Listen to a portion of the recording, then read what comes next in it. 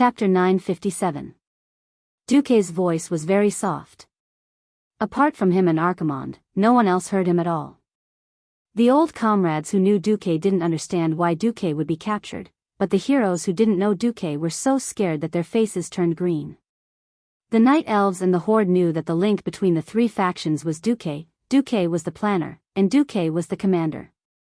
Duque was the key figure in the Battle of Mount Hyjal.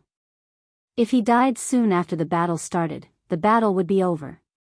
On the other side, Tyrande was ready to use her ultimate move. Before she could activate Starfall, the Horde moved faster. Thrall had just given him a look, and Lord Howl's signature jump slash was used. Grom Hellroar raised, Blood Howl, high, ready to cut off Archimonde's fingers to save him. The next second, Grom's face darkened. Because he only jumped halfway when he saw another Duque. More than one person noticed that Duque was actually holding Sylvanas' slender legs with one hand and letting her sit on his shoulder. His other hand was holding Jaina's slender waist, and he floated down with slow fall. Well, there was also a hand of magic holding a cursing dwarf upside down. The reason for this was that Archimonde's powerful curse, Grasp of Army, was a little troublesome for a Radiant Moon Mage to remove. Duque could instantly remove it, so he did it in passing. The Duque caught by Ak was, of course, a clone. The problem was that the bitter Grom didn't know. In midair, Lord Howl and Duque made silent eye contact. First, a pair of crimson eyes the size of a bull stared at Duque. "That's your phantom clone? Why didn't you say so earlier?" Duque returned an innocent look. "You didn't ask?" Grom's eyes widened even more bitterly. "Damn it. I was thinking of repaying you for saving my life. I jumped for nothing. Oh no, I'm jumping. With such a big mistake, I would die in minutes against this kind of person." Duke rolled his eyes. "Done. He doesn't have time to deal with you." Lord Roar immediately knew why. Archimonde's sudden scream almost broke everyone's eardrums. Everyone could hear the fury in the demon commander's scream, because a golden holy light was bursting out from his clenched right hand. At first, it only leaked through the gaps between the fingers, but in less than a tenth of a second, it concentrated on the knuckle of the middle finger closest to the palm. Time seemed to freeze in the next second. The huge cyan middle finger that was thicker than a bucket was perfectly cut off. The incision perfectly followed the shape of the joint. Strictly speaking, only the muscles and skin were cut off. But a severed finger was a severed finger. 10 fingers are connected to the heart. This saying is not nonsense. That kind of heart-wrenching pain made Archimonde go crazy. Wah! Accompanied by the roar, the surrounding space began to tremble. The terrifying aura that flowed out from the demon commander actually caused the entire ground to shake. Even the wooden pillars of the houses that had yet to collapse 1,000 meters away creaked and swayed, causing sawdust and dust to fall. At the same time, a terrifying pressure that made people shudder spread out in all directions. This was not a simple pressure. The reason why Archimonde was known as the Burning Dusk, the creator of Purgatory, and the Defiler was not without reason. At this moment, many terrifying illusions involuntarily appeared in the minds of every hero who besieged Archimonde. These were not illusions that were fabricated out of thin air. All the illusions came from the worlds that Archimonde conquered and destroyed. They came from the residual pain of every victim at the last moment of their lives. They came from the desperate cries of their souls when they were forced to fall after being captured. It wasn't just one or two voices, but the shock formed by the convergence of thousands of despair and resentment. Archimonde used this most ferocious martial merit that belonged to him to make the most terrifying weapon. In this way, he displayed his reputation as a demon commander. The closer they were, the more they bore the brunt of the attack. Lord Howl was shocked and fell on the spot. The Tauren chief Cain, who was holding the totem pole, had a pale brown face and cold sweat dripping from his forehead. His pair of big bull eyes were lifeless, and it was obvious that he had lost his focus. Cain, who had clearly stopped moving, was kicked by Ak. His huge body rolled a few times and fell into the fire of destruction, rolling around in pain. However, the damage of the flames instantly matched the purgatory in his illusion. He fell deeper into the illusion of fear. If it wasn't for a large pile of snow falling from the sky and smashing into his head, causing him to wake up from his hallucination with a quiver, perhaps his injuries wouldn't be as simple as this. Cain subconsciously looked at the spellcaster. He was a little dazed. In theory, Duque, who had saved him, was still in a state of fear. What the hell is this? Of course, Cain didn't know that Duque had been hit by fear, and that the system elf had helped him. At a time like this, it was definitely a different matter. Unable to care so much, Cain spat out a mouthful of blood on the ground and rushed forward on the spot. While he was in a daze, Mograine and Turalian, who had stronger wills, resisted the fear, this time and held Archimonde back. After all, there were only a few who could resist the fear or wake up early. There was Kale, Bats, who cried out in fear, Caponia, who ran around out of control and crawled even when she fell, and Thrall, who waved his weapon in an attempt to fight against the illusory enemy. In Jaina's mind, she saw countless pitch-black enemies baring their fangs and brandishing their claws. They broke into the palace where she had lived since she was young, reached out to tear apart her gorgeous robe, and scratched her tender skin. No. No. No. She tried to open her eyes, but no matter how hard she tried, she couldn't. All she could see was darkness. Her seemingly strong heart was filled with frailty and helplessness. Jaina felt like she was a lone boat on a stormy sea, about to capsize at any moment and succumb to the boundless fear. When a person was in extreme fear, the most natural thing to do was to look for a life-saving straw. Even though the feeling was very weak, Jaina clearly felt that she had been hugging something. At first, it was a little blurry, but she soon realized what she was hugging. It was Duque. That's right. Duque. The man she was destined to be unable to break free from his hands, the man she would unknowingly get involved with even after the engagement was broken off. Countless times, she had thought that breaking free from the shackles of the strongest hero of humanity was a form of release. However, in the face of such a great enemy, in the face of unimaginable terror, Jaina suddenly felt that having a man to shelter her from the wind and rain and give her a sense of security was an incomparably happy thing. Chapter 958. The feeling became clearer and clearer. The demonic claws around her still made her tremble with fear, but the warmth from her left and the beating of her heart clearly told her that it was Jaina. The person who can protect you is right beside you. The throbbing in her heart grew more and more excited. It was the impact of breaking through the restraints of fear and nightmares, breaking free from all oppression. This was the final and most perfect redemption in the apocalypse. Filled with immeasurable excitement, Jaina finally lifted her long, curly eyelashes and opened her eyes. Duque. Duque. Two completely different voices called out the same name. Two faces with different styles were filled with the same excitement. It was a pity that the first thing they saw was not the young and handsome face they imagined, but each other as enemies. That's right. Unbeknownst to them, Duque had already changed his posture and was now hugging Queen Sylvanas' waist. As a result, the first thing the two queens saw when they opened their eyes was not Duque, but their rival in love. Very, very much. Humph. They snorted and vented the anger in their hearts, but when they saw Duque's dog eyes looking here and there, they did not know whether to look at Sylvanas on the left or Jaina on the right. The two queens burst into laughter at the same time. Still fighting over this at a time like this, the two competitive and smart women read the words in each other's eyes at the same time. It was a temporary truce and worked together to get rid of Arcarans. Seeing that they were falling from the sky and about to hit the ground, the two queens, Queen Sylvanas and Jaina, pushed away lightly at lightning speed and pulled away from Duque in order to prevent the three of them from becoming a target. Only Duque was left. He did not understand why the two of them were angry first and then laughing. Duque could not be bothered with these personal matters for now. Arcaron's widespread fear caused many powerhouses to rush into the river of flames in a state of fear. Other than Cain, Lilith, Caponia, Brock, and even Tyrande were affected. How could the destructive flame from the burning legion's big three be so easy to deal with? Even though Duque had gathered a large amount of frost elements and extinguished the flames on their bodies with a high concentration of frost aura, everyone still had large areas of burns on their bodies. Without any hesitation, Malfurion launched his ultimate move. He opened his arms, palms and face to the sky, and chanted. An overflowing feeling of spring instantly filled the entire space within a radius of 1,000 meters.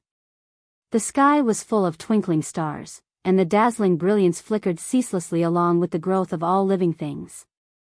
Every injured expert felt a vigorous life force growing endlessly in their bodies. Ah! Lilith looked at her burned left arm in disbelief. After a sudden itch, the entire scab fell off, revealing new tender skin. Although Tyrant had expected this outcome, she still watched with satisfaction as her charred calf returned to its original state. She wasn't the only one. The white tiger beneath her shook off its burnt fur as it ran, and a large clump of fresher white fur grew out. That's right. This was the druid's ultimate move, tranquility. When used by a druid like Malfurion, he would definitely be able to pull you back from the brink of death even if you were on the brink of death. You would be able to jump around in no time. Well done. Thanks. Impressive. They spoke in different languages, but conveyed the same meaning. Although he was a little exhausted after using his ultimate move, Malfurion still smiled. However, the wiser experts such as Duque, Wajin, and Thrall all felt gloomy. No one knew when the next mass fear and destructive flame would come. If it came again, with the curse of Army's Grasp, or air explosion, even the thickest of champions would be in danger. Obviously, Malfurion's ultimate move could not be used at any time.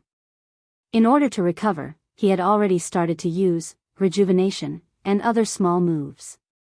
On the other hand, Archimonde, who had lost his middle finger, was a little angry. Although as a powerful demon, his broken finger could be regenerated, the strength of his body was always inversely proportional to the difficulty of regeneration. Even for him, it would take a lot of effort to regrow his middle finger. Moreover, the effect of the combo just now was far from satisfactory. The commander of the Burning Legion probably did not expect that there would be a team that could survive under his terrifying combo. In his heart, he could not help but raise the level of Duque and the others from the level of ants to the level of beasts.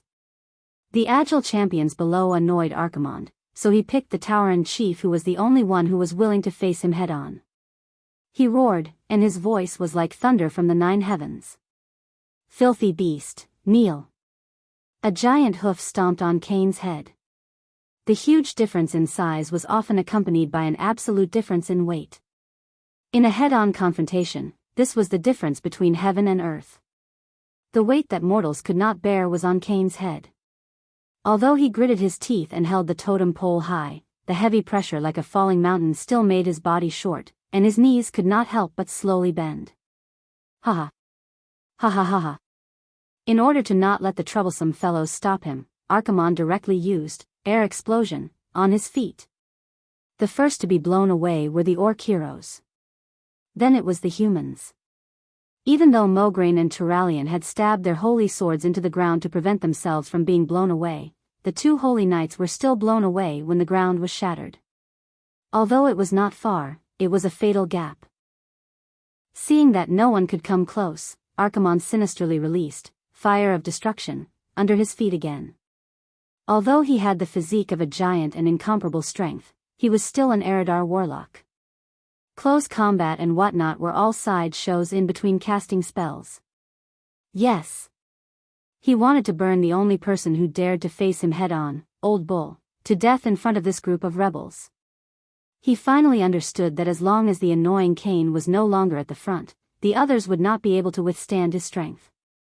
The rest of the people couldn't withstand his strength at all. He could chase them around like ducks and finally kill them one by one. Just as a ferocious expression appeared on his face and he was ready to quietly wait for the screams to come from under his feet, the fire under his feet was suddenly blown away. The next moment, he felt a sharp pain from his feet. He saw that a large chunk of his right toe had flown out of his right hoof.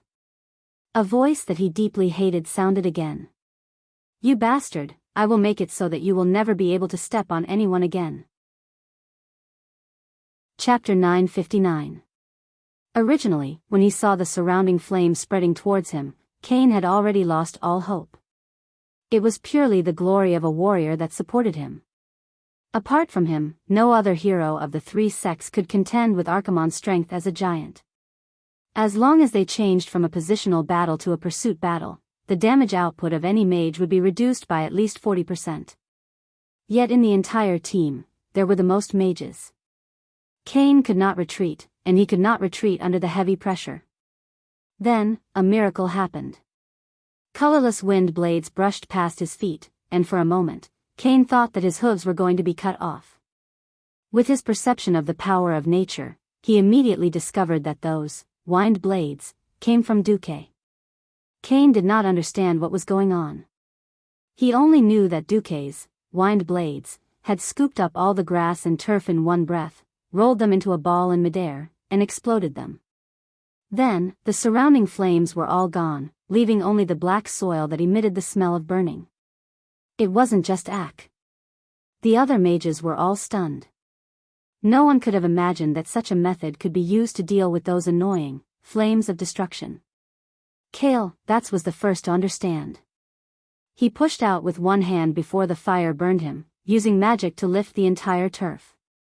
Then, the moment before the flames of destruction burned him, he used magic to push the flames and the scorched turf away. The long river of flames was changed just like that. I understand. Jaina and Ronan shouted in surprise at the same time. No one who could reach the radiant moon pharaoh was a fool. Flames were never something that could exist out of thin air. Any flame had to have a combustible object as a support. Either it could be ignited vegetation, or it could be a flammable gas in midair. Even though it was very difficult to use frost elements to fight against this demigod-level flame, as long as he pushed the flame away, he could change the course of the entire river of flames and keep himself and his teammates away from danger. Duque had invented this move. To Cain, he was just a pretty good teammate. He was still far from being a god-level teammate. Duque's next strike magnified Duque's image in his heart. If Duque had used a sneak attack to cut off one of Archimonde's fingers, no one could see it clearly. Now, at least Cain could see it clearly. It was an extremely thin and long sword. To the Tauran, it was like a long needle. It was clearly so thin that it was not suitable to be used as a weapon. He could not miss out on the golden holy light that blossomed from it.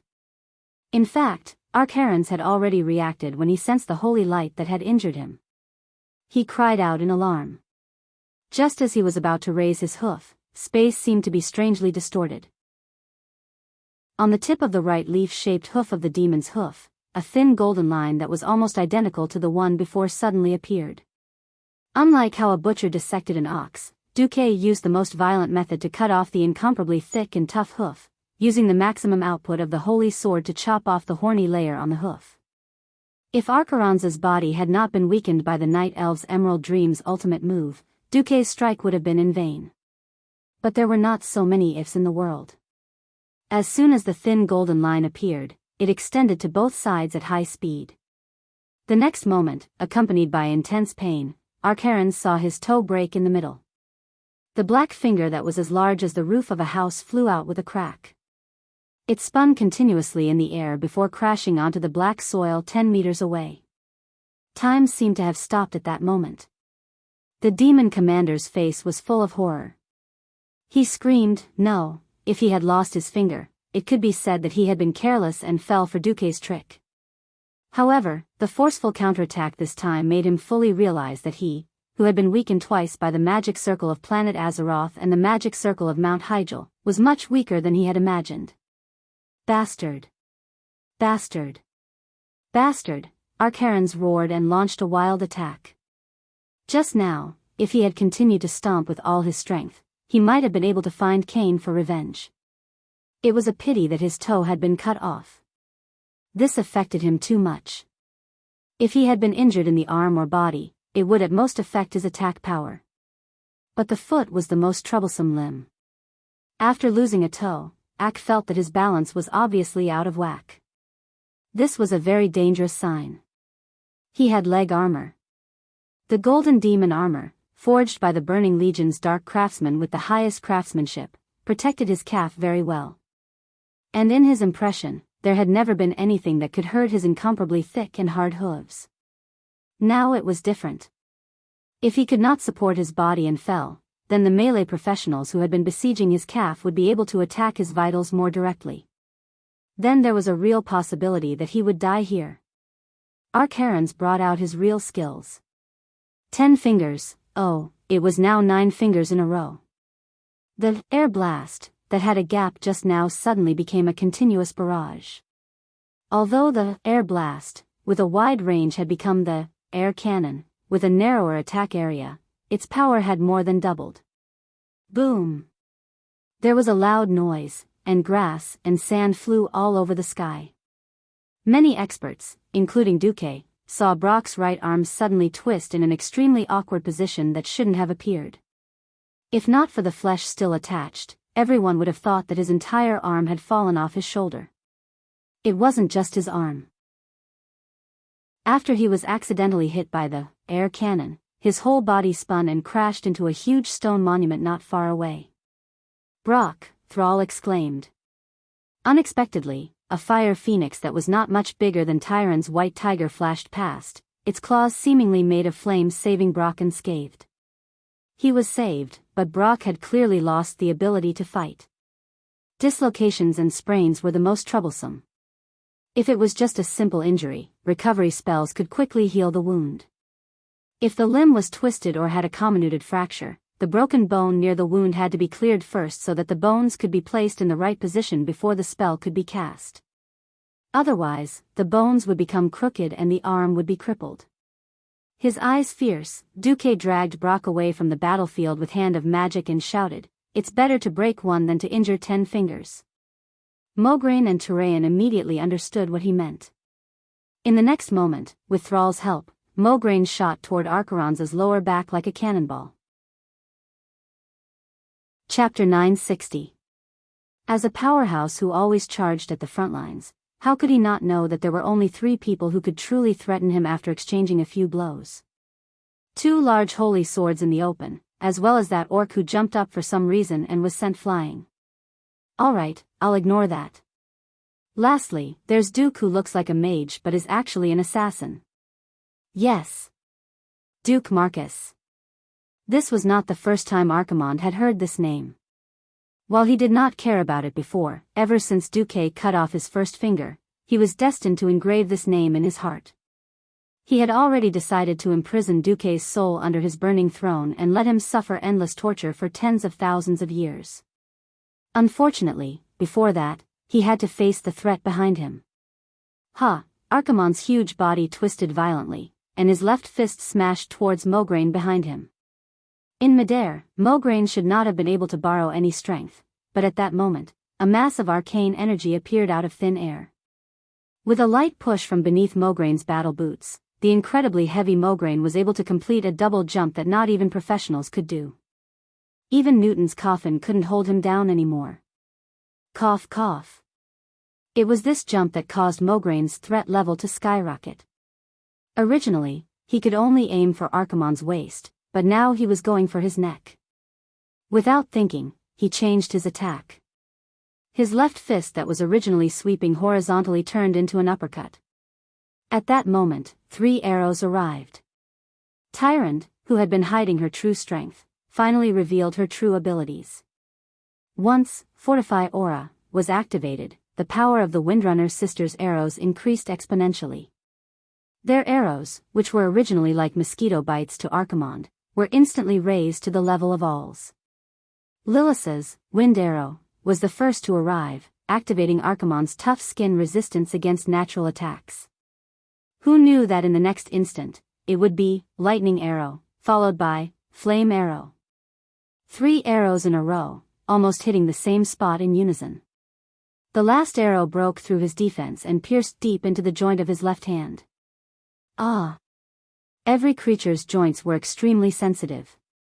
Normally, a swollen joint would cause it to be unable to bend or anything, let alone a needle-like arrow. Ak froze on the spot. Die! Mograine roared, and the wide Ashbringer swung down at high speed, Surging holy light rippled in the air, forming a loud sound similar to a sonic boom. You're the one who will die. Archaron's finally revealed his trump card. It was a skill that did not exist in any version of history. His eyes suddenly turned bright red, and then shot out a crimson ray similar to the kinetic death ray. Duque was tongue-tied. For a moment, he almost suspected that Ultraman had gone to the wrong set. Mograine was hit right in the bullseye. Just when everyone thought that Mograine was dead for sure, they saw a dull golden light pierce through the crimson pillar of light and fall lightly. Save them. Grom, who had the best jumping ability, caught Mograine in one leap. This time, not only did he fail, but he also wasted a lot of Mograine's stamina and energy.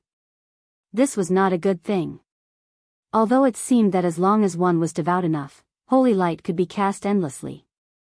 In fact, holy light was a type of spiritual power, which was closely related to a person's willpower and stamina. It is impossible for a weary, exhausted person to have much willpower. Fortunately, the real killer move was never Mograine. Not only did Duque activate Flash, but Turalian also arrived. The two holy swords of the same lineage shone at the same time and cut the heel of Archaron's right hoof.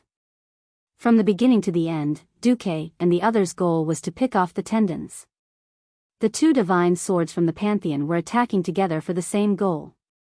The light they emitted was even more blinding than the brightest sunlight. Ignoring the fact that the power that wrapped around Archaron's began to dissipate in fear, even the other members of the heroes group couldn't help but turn around, not daring to look at the blinding light. This blow almost cut off the sole of the demon commander's foot. If it wasn't for a strange and terrifying intuition that enveloped Duque and Turalian, forcing them to stop, this matter would probably have succeeded. Even so, Quell Zaram succeeded in cutting off the tendons at the heel and continued the cut to the ankle. In severe pain, Archaron's fell to the ground. At this time, he finally realized that his huge body was not an advantage, but his most fatal weakness. He had to do something. Just as Grom was about to jump up and give Ak another hard blow, something that Duque had never expected happened. F***CK, Archaron's actually had a second transformation. The first time he was hit by the ultimate move of the Emerald Dream, Archaron's was forced to shrink. This time, he took the initiative to shrink.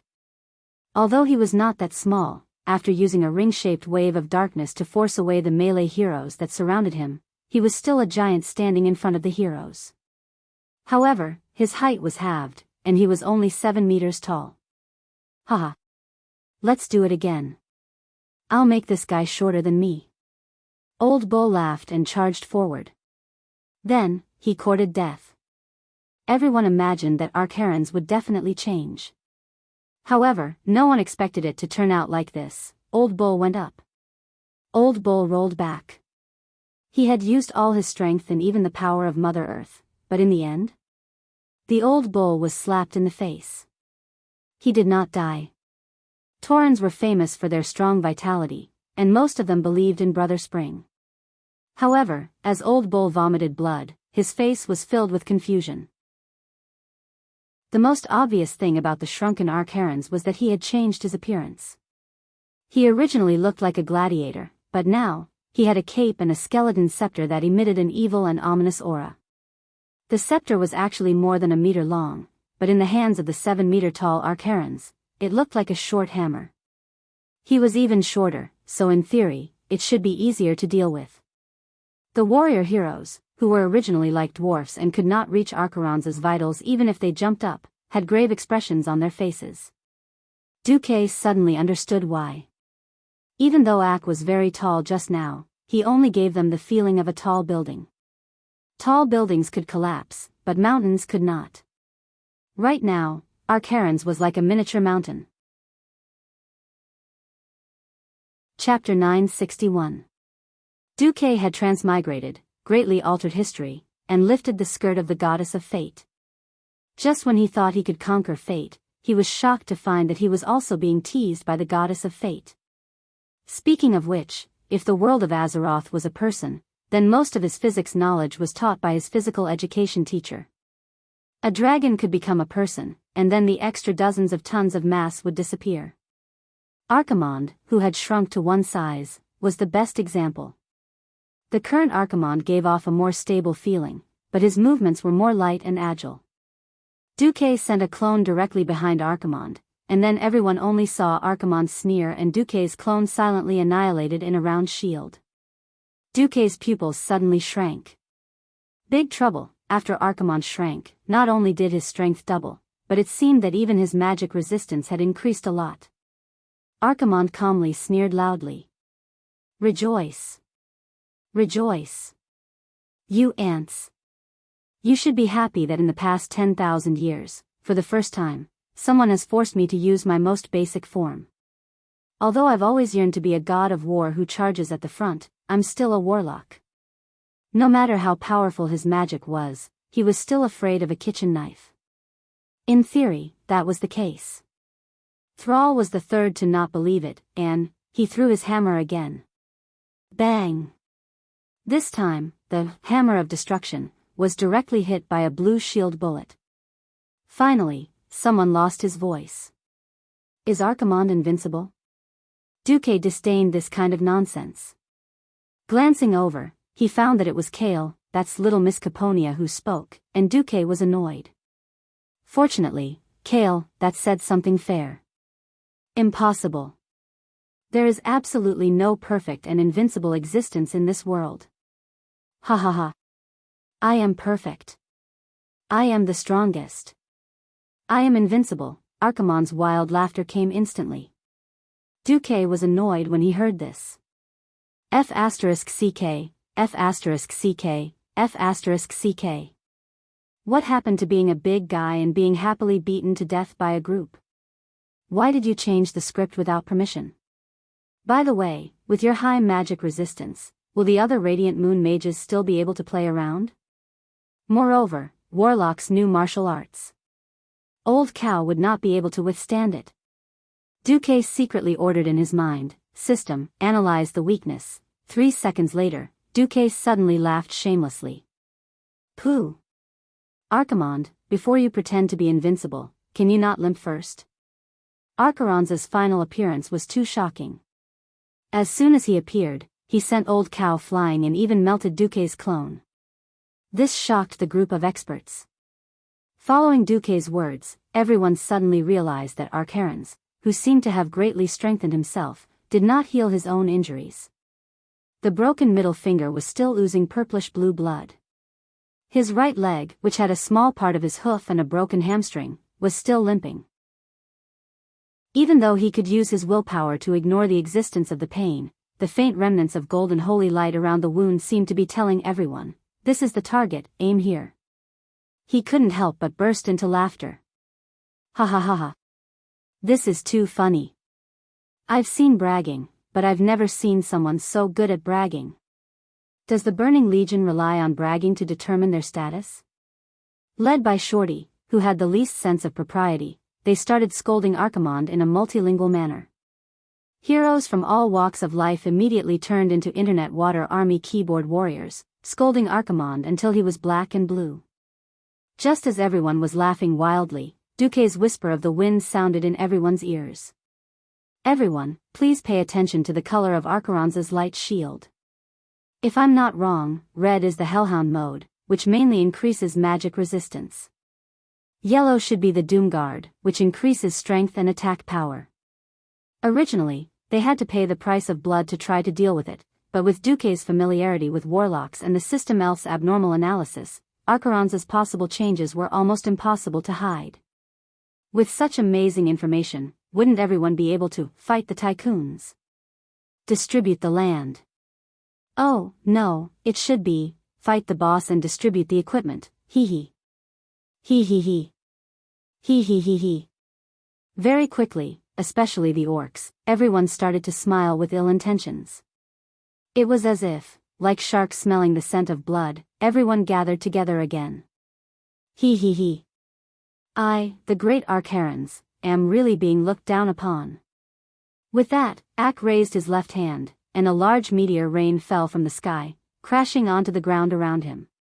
Not only that, with a sweep of his right hand, a river of flames made of fire of destruction, first moved to the left and then to the right, blocking in front of the heroes.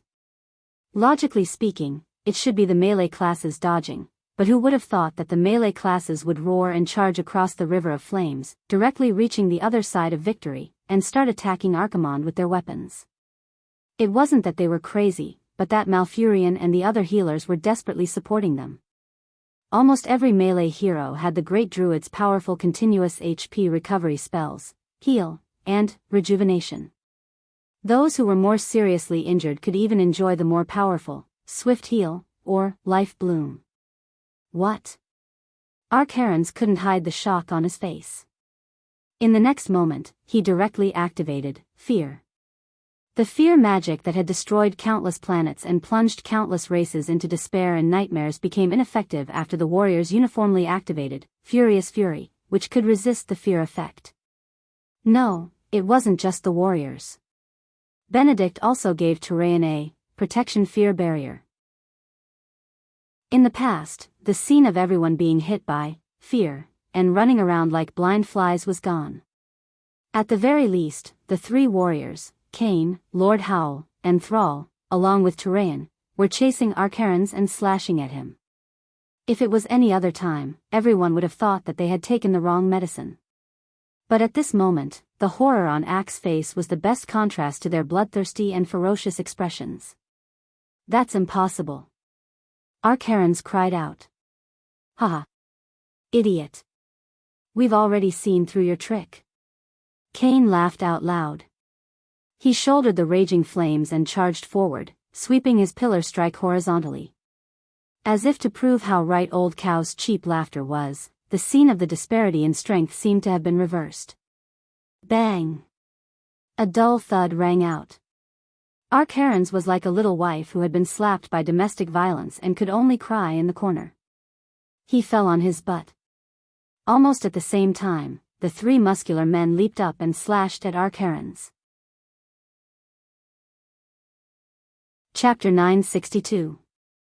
A few seconds of fear passed in the blink of an eye. Every hero who had recovered from their fear watched in shock as the four macho men chased after the battered and exhausted Archimonde. He was not pretending to be in a sorry state, but he was really in a sorry state. His rather large body was more like a target. It seemed that Archaron's had rolled on the ground at least twice. Why was this happening? Obviously, it had something to do with Duque's order to warriors, attack with all your might. The fierce men were having fun slashing at him. Turalyon, who was the most stable, cut off a few pieces of meat from the great demon's right calf and decided to carry out the plan of crippling his leg first. Thrall was not careless either. He cooperated with Turalyon and left a square-headed burn mark on Ache's right calf. Kain was the most unscrupulous. He picked up a pillar and smashed it at Ache's waist. It did not seem like the result was obvious, but it was actually a cover for Grom, who was the most violent, to slash at Ache's face with blood roar. Master Roar had a good time slashing. He did not hold back at all when faced with Archaron's, who could only raise his arms to defend. With a few slashes, he left a few huge wounds on Ache's arm that were so deep that bones could be seen and blood gushed out. Just as they were slashing, Duque's voice rang out again. Retreat. Without hesitation, as if they were minions who had shouted, "Run for your lives," three of the four macho men who were still slashing fiercely a moment ago suddenly scattered in all directions. They ran so fast, unwilling to stay where they were. Only the thick-skinned old bull squatted on the spot and snorted at Archaron's with an infuriating expression. He was clearly saying, "Come on. Let's hurt each other." Just as the fierce men completed their transformation, the light barrier on Archaron's body switched to a khaki color. Blazing magic radiance lit up in all directions at the same time. Ronan, Caponia, and Solarian worked together to create an arcane light ball that was too huge and far beyond the scope of a missile. Looking at the rising purplish-blue mushroom cloud, perhaps it would be more appropriate to call it arcane nuclear bomb. Before the arcane wave dissipated, Kale, That's and Jaina each blasted out a phoenix. Fire Phoenix, Prairie Fire. Phoenix, Absolute Windstorm. The two principles were the same, but the elements used were worlds apart. One used ice to freeze Archimonde's upper body, while the other used flames to roast Ack's lower body. This allowed the commander of the Burning Legion to enjoy a clash of ice and fire. Meanwhile, Duque's Frostfire Apocalypse, which had condensed almost half of his Breaking Dawn mana, turned into a huge spiral and sent Archerons flying. It was a high fly ball that traveled 200 yards straight to the outfield. Cough, cough. He was wrong. That was the dark history of the Burning Legion's commander, who had been brutally blasted dozens of meters away like a piece of trash. Archimonde's body was still considered huge, but in front of a group of ants, he was like a dog eating shit. He struggled to get up, only to discover that he was once again surrounded by the ants he had looked down upon half an hour ago. Damn it. Damn it. Damn it.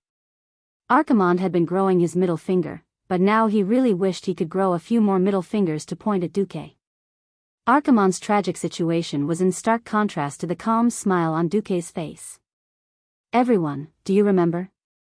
The dark blue shield is for defense in close combat. It's strong in defense and weak in attack. The yellow shield is for strengthening close combat. The warrior and knight will leave, and the mage will attack. The red shield is for high magic resistance, and it's for close combat. Duque emphasized patiently in the whisper of the wind. To put it bluntly, Archimonde had indeed returned to his roots and focused on his warlock abilities. Even the power of a warlock wasn't like cabbage that fell from the sky for no reason. Unlike ordinary warlocks who needed to summon demon servants to have the corresponding support power, as the commander of the Burning Legion, Archimonde could directly use the power of a certain type of demon. There was a problem here. For a period of time, he could only use one type of demon power. After all, the demon guard that focused on close combat and the hellhound that focused on magic were completely different types of power. It was impossible to master them. It was precisely because Duque had used the system to analyze Archimonde's power attribute and even accurately calculated how long each power could be maintained. That was why he had attacked so crazily just now. Before transmigrating, changing the attack mode to change the damage output was definitely a rotten trick. At this point in time, this was definitely the first time something new had appeared. Unfortunately, in front of an experienced driver like Duque, an old leader, it was simply no worth it. 1. Raise. It was shocking for Ack, but it was a blessing for the hero team. Without Duque's command, they would either be wiped out after a few random attacks, or they would have to pay a heavy price to find out the pattern. It definitely wouldn't have been so easy. After so many rounds of intense battle, only Brock was seriously injured and had his arm broken. It was truly a miracle. Duque stepped out from the crowd and took out a feather fan from his interspatial bag. He waved it like a pig. Archimonde. This day next year will be the anniversary of your death. It was extremely pretentious and F***ed up, but everyone felt relieved when they heard it. Humph. You bunch of ants are worse than scum. A big shot was a big shot. He had been defeated like a dog, but he was still very stubborn. However, the next moment, Duque realized that something was wrong.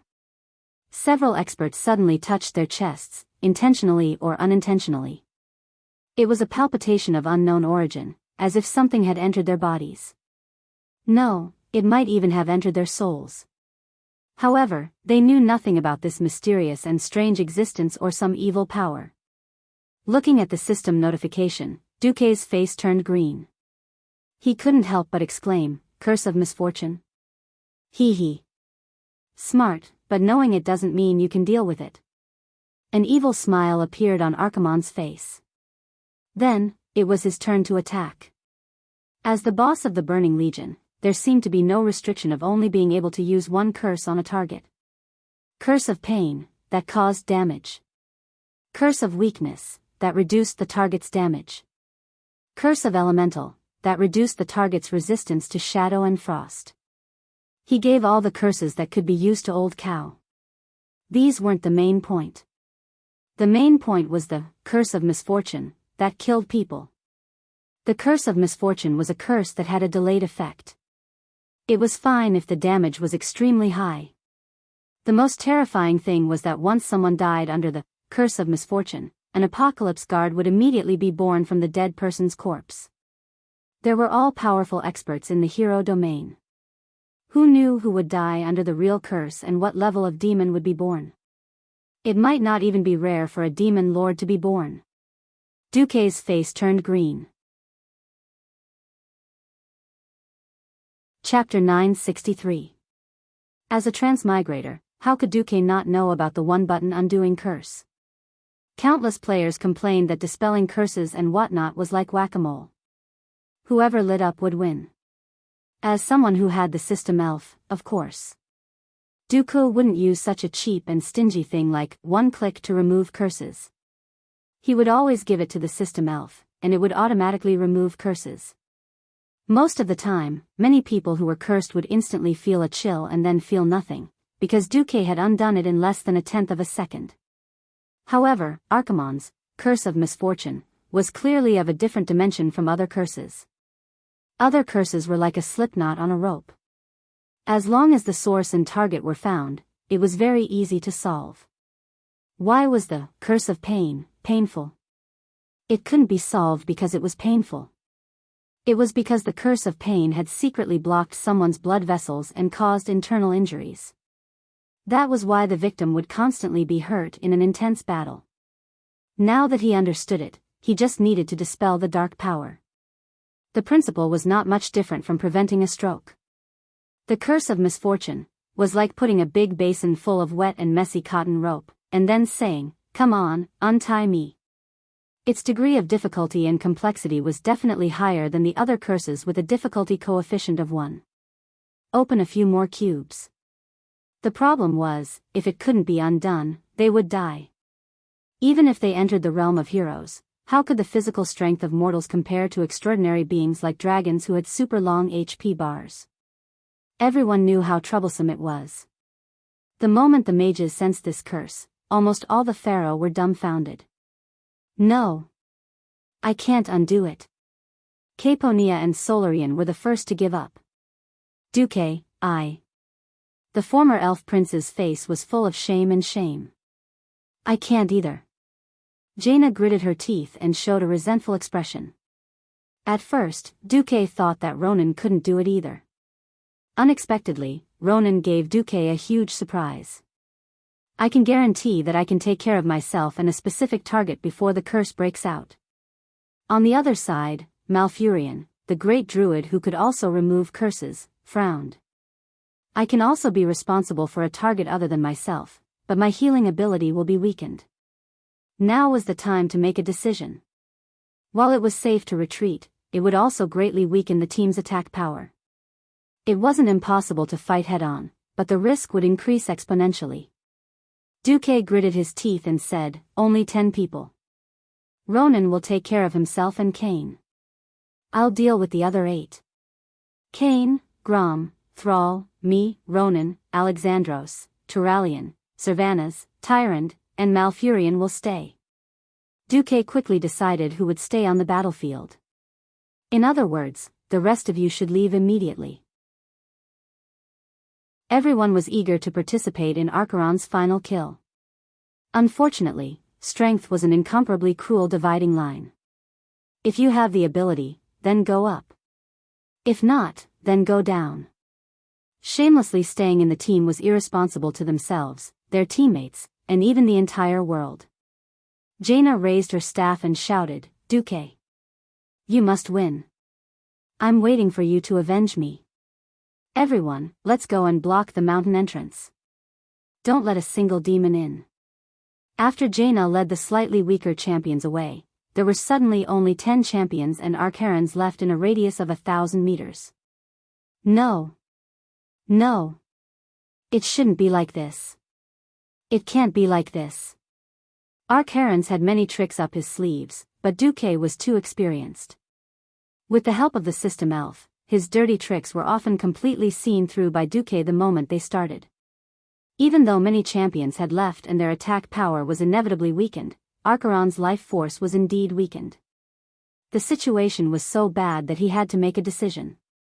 At the beginning, Archeron's idea was to cruelly crush the ants in front of him, then walk over majestically, destroy the World Tree, and absorb the power of the World Tree and the Well of Eternity. But now, this idea was definitely different. Accomplishing both at the same time had become an unattainable task. However, there was still a chance of accomplishing one goal. Suddenly, Archeron's entire body was covered by a large blue cover. Not only that, but a void demon that was even larger than him rose from his back.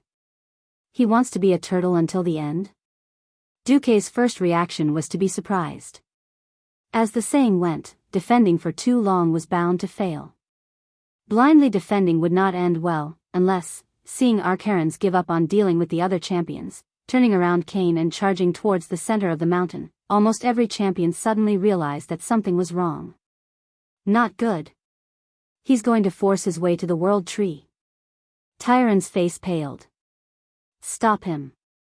Malfurion roared, his hands digging into the ground. Immediately, huge thorns as thick as a water bucket burrowed out of the black soil and wrapped around Archeron's legs. Not enough. Far from enough. Mere thorns could not stop Archerons, whose legs were covered in destructive fire. Using the flames of destruction and extraordinary brute force, Archerons was like a train that had lost speed, charging towards the World Tree without looking back. That's right.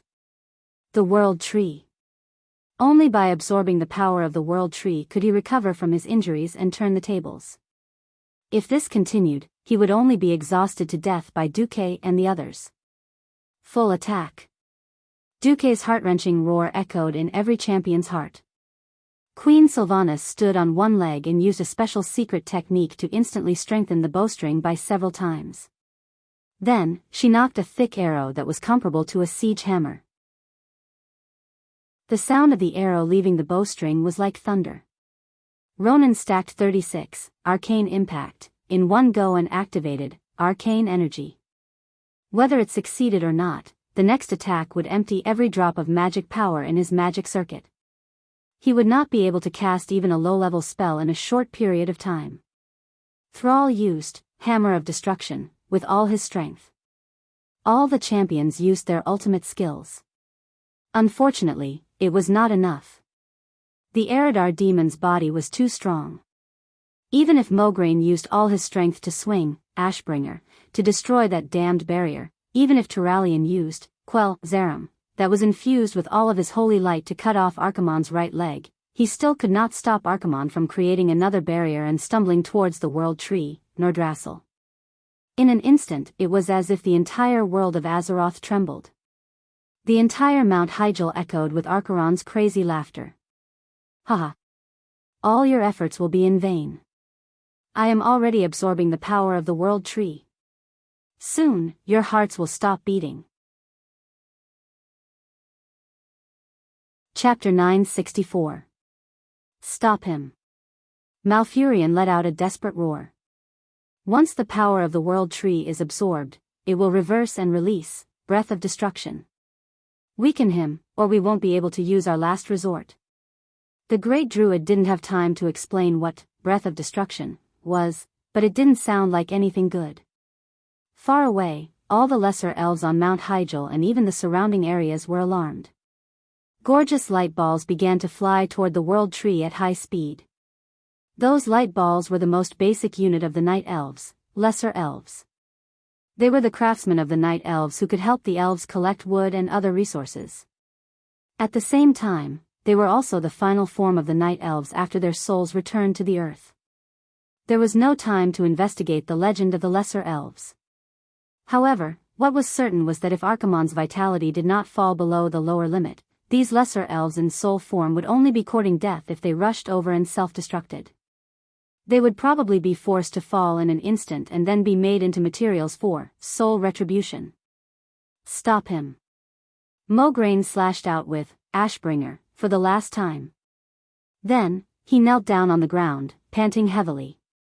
For an old soldier who was approaching the age of 60, he was no longer young. Ashbringer, which seemed to be infinitely powerful and could blast the Calamity soldiers into pieces, was a typical holy artifact. However, using such a powerful weapon also required physical strength and mental strength. After squeezing out all the strength in his body, he slashed out a brilliant golden crescent. This golden crescent slashed over, but Archimonde dodged it the moment before it hit. An incomparably thick right leg fell to the ground. However, Archimonde really didn't know what kind of talent he had. He was actually climbing up with 2 arms and 1 leg. Stop him! Turalyon also went all out. Quell, Zerum, burst out with a golden light like the sun, and the long beam of light directly penetrated Archimonde's back from behind, exploded from his chest, and even shot into the trunk of the world tree. It looked like a golden spear had nailed Archimonde to it. However, in just 3 seconds, Archaron's continued to climb. His 3 limbs glowed with an evil black light as they clung to the bark of the world tree and began to corrode the green bark of the world tree at a high speed. What was even more frightening was that his severed right leg seemed to have started to grow a new, tender, and much smaller leg. Stop him! Tyrande was sobbing uncontrollably. She ignored her right hand that was bleeding profusely, and continued to draw her bow and shoot arrows mechanically. Every long-range hero that could still attack chased after Archimonde in a frenzy. They desperately poured their firepower into Archimonde's back, who seemed to have lost all sense of pain. Even Gianna and the others had rushed back. But the effect was getting weaker and weaker. It was very simple. Melee professions could not wear heavy armor and climb a world tree that seemed to require at least 1,000 people to hug. After losing the damage from the 2 strongest sacred swords, the entire team's attack power dropped by more than a level. Now, they had almost reached the critical point. Although Archimonde's life force had dropped to a very dangerous level, as long as he absorbed a large amount of the power from the world tree and successfully converted it into dark energy, he would be able to turn the tables. Not only would he be able to kill Duke and the others, but he would also be able to carry out his evil plan and kick all of Azeroth into the abyss of destruction. The tearful Tyrande suddenly remembered that she still had one last sacred sword. She turned her head and stared at Duque. Duque. Anything is fine. I beg you. Thrall realized that his side was starting to lose strength. After the 4th throw of the Hammer of Ruin, there was no hope of taking down Archimonde. He turned around and said, Duque, it's all up to you now. Ronan struggled to get up from the ground and howled. The destruction of Dalajan. Mograine shouted unwillingly. The fall of Lordaeron. Jaina flashed to Duque's side. Her fists were clenched, and her fair skin was red with anger. Duque. The revenge of my father and brother. Servana stabbed his longbow into the ground and shouted, the revenge of every Quell, Dorii. Thousands of elite warriors who refused to retreat stared at Duque from afar. Thousands of elven souls stared at Duque. Countless forces, every one of them who had thrown themselves in front of the magic mirror, gritted their teeth and cheered for Duque and the rest. They were all staring at Duque. They were waiting. They were looking forward to it. They were sincerely longing for it. They were screaming in their hearts. They prayed that Duke Marcus, who was hailed as Azeroth's greatest hero in the last 1,000 years, for them, for the whole world, would deal a fatal blow to the evil and terrifying existence, the commander of the Burning Legion, Archimonde. The feeling of being watched and looked forward to by billions of creatures made Duque's heart extremely heavy. Duque had long understood that he had to go all out. Only he, who also held a holy sword, could seriously injure Archimonde and create a chance for the elves to self-destruct. However, this could not be done by a clone. After all, a clone was a clone, and its strength could never exceed that of the main body. Someone who could kill Archimonde. The only possibility was for him to do it himself. No one knew what Archimonde's final killing move would be. No one could guarantee what the consequences of killing Archimonde would be. There were only 2 paths in front of Duque: either he missed the opportunity and became the sinner of all of Azeroth, or he became a hero for 10 seconds. Duque smiled. He smiled casually. That bright and clear smile was aimed at Jaina, at Servanas, at every lover who was watching him silently from afar, and at everyone who trusted him and entrusted their last hope to him. I'm going. There was a soft sound. It was also a sound that seemed as light as a feather. But it made countless women fall in love with him. Duque's figure instantly turned into a stream of light, and when he appeared again, he was already under the tree. Grom, the same calm voice called out, allowing the orc god of war to completely understand what Duke was thinking about. The burly figure was the first to leap onto Kane's totem pole. Kane used the last of his strength to hit Grom high up into the air like a flying ball. That was the highest jump Grom Hellscream had ever made. Chapter 965. An arrow pierced through the clouds, and an army of thousands came to meet. At this moment, Lord Howl was more than an army of thousands. That aura of choosing people to devour. That earth-shattering roar. That blood howl that turned the tide of the battle. All of them were Archimonde's death warrant. In order to deal with the long-range bombardment of the heroes, Axebody's resistance had already switched to a high magic resistance state. Grom's unexpected leap into the air caused Archimonde to panic. Gritting his teeth, Ak roared, "Hand of Death." In theory, the effect of Hand of Death was to kill all targets within 30 meters. Unfortunately, Archimonde was too weak. He had been injured repeatedly, and most of his magic power had been diverted to the protective shield. Hand of Death, which was supposed to kill Grom instantly, landed on his chest with a loud bang. The orc god of war, who had extremely high HP, took the hit head-on. Then, the scarlet long-handled axe drew a dazzling blood-red crescent in the air. The tip of the crescent was Archimonde's neck. Ah! With a scream, blood splattered everywhere. Half of Archimonde's neck was cut off from his body. If he were immortal, he would have died hundreds of times, but he was a great demon of Eridar with extremely strong vitality. Even though the huge wound on his neck was like a fountain, he still didn't die. Scram! A large AoE, air explosion, blasted Grom's body into the ground like a meteor. He crashed into the thick black ground and created a huge crater. At this moment, Duque arrived. A simple long-range flash appeared on Archimonde's broad back. Farewell. Archimonde, Duque's shout spread in all directions. Gone. It's over. There were so many people who covered for Duque's last attack, but Archimonde couldn't find any way to protect himself at the very end. He was in so much despair, so much hatred. If he had 10 more seconds, he could have completed the transformation of the World Tree's power, repaired his body, and won this easy final victory for him. However, it was at this crucial juncture that Duque arrived with the holy sword in hand. The golden light shone brightly, resplendent and glorious, with all the best wishes in the world of Azeroth. It was accompanied by the ethereal singing of holy children singing hymns in unison. Duque extended his left hand forward and pulled his right hand back. Like a drawn bow, he made a stabbing posture. The gears of time seemed to have rusted and solidified at this moment. Archimonde, who was at his wit's end, sent a wisp of divine sense to Duque, "Don't kill me. I only need the power of the World Tree. I swear I will not pollute this world. Otherwise, even if I die, I will give you the most terrible curse, polluting your soul so that you will never be able to become divine again. After you die, you will definitely degenerate into the ugliest demon." This was the deepest form of intimidation. It was also a threat that would definitely come true.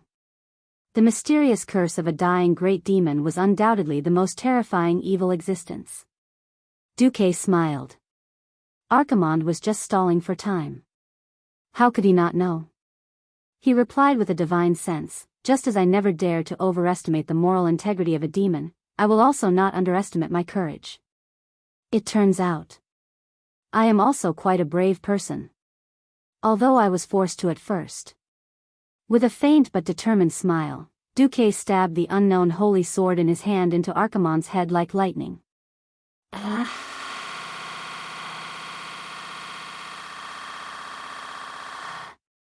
What came out of Archimonde's mouth was not only screams, but also a solid curse that was so thick that everyone could see it with the naked eye. If one ignored the black color that made people tremble, this huge curse was as long and magnificent as the Milky Way falling from the sky.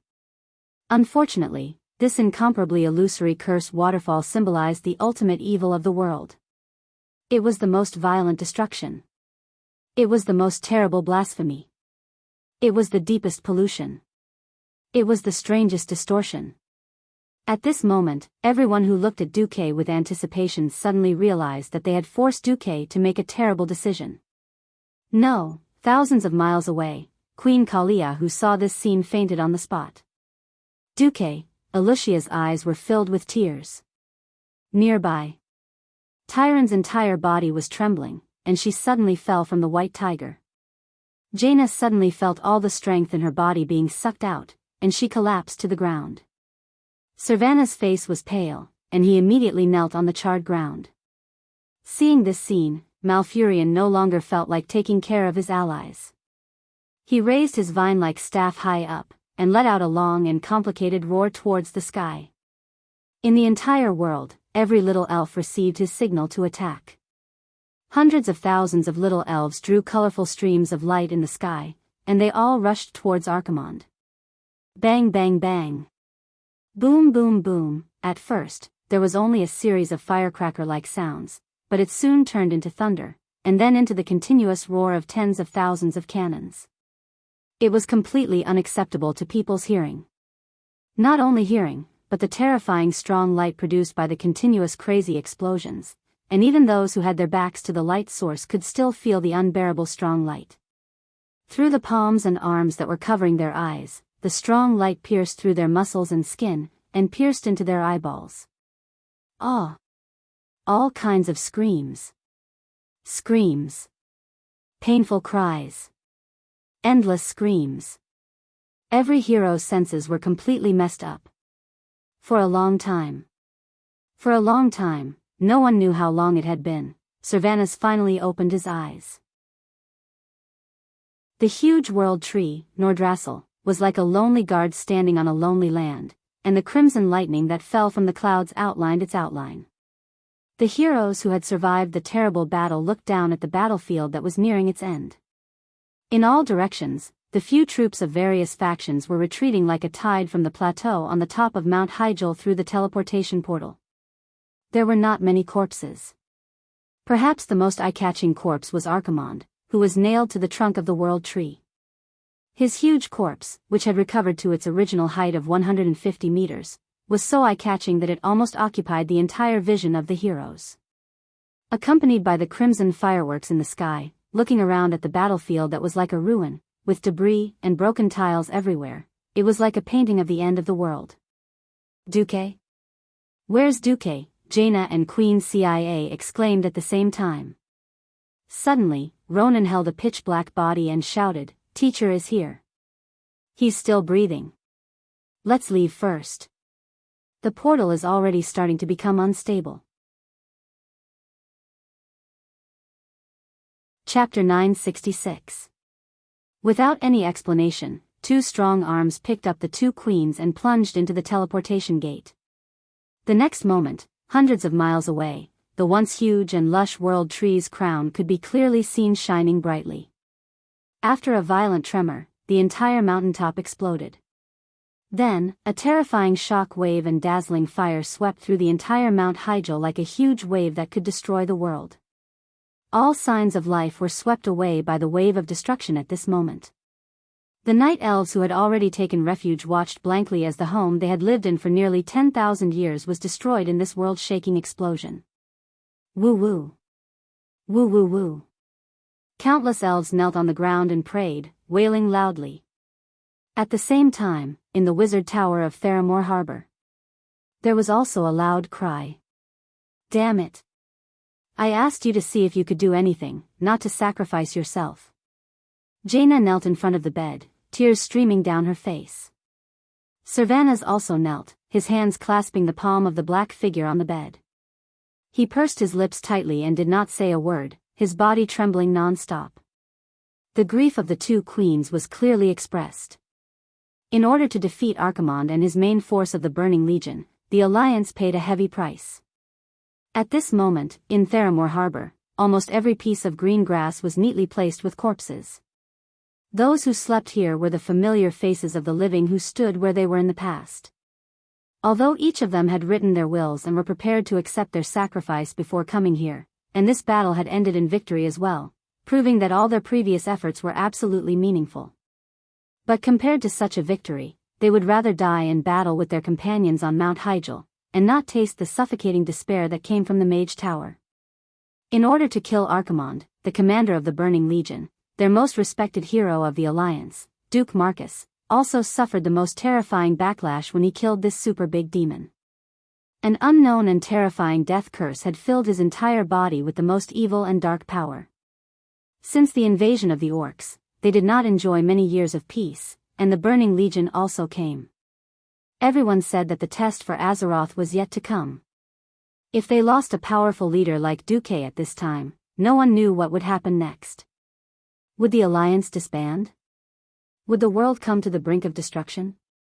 All of the soldiers experienced the feeling of fear, worry, and helplessness towards the future after victory. It was as if they harbored a thirst for military achievements and hope in life, but were immediately seriously injured and on the verge of death as soon as they stepped onto the battlefield. They had no choice but to face the cruel reality of having their dreams shattered. It was a terrifying feeling, as if all future prospects were about to be destroyed. On top of the Mage Tower, Turalian, who was holding Quell Zaram tightly, had tears streaming down his face. Similarly, Mograine, who was holding Ashbringer by the window, had a similar expression on his face. As comrades who had worked with Duque for more than a decade, they knew better than anyone else how important Duque was in pushing the Alliance forward. Not to mention that Duque had a close relationship with the Three Queens. In the current alliance, apart from Magni, there was not a single king from the previous generation left. In this political arena where political capital and achievements were the most important, there was no one who could replace Duque, not even temporarily.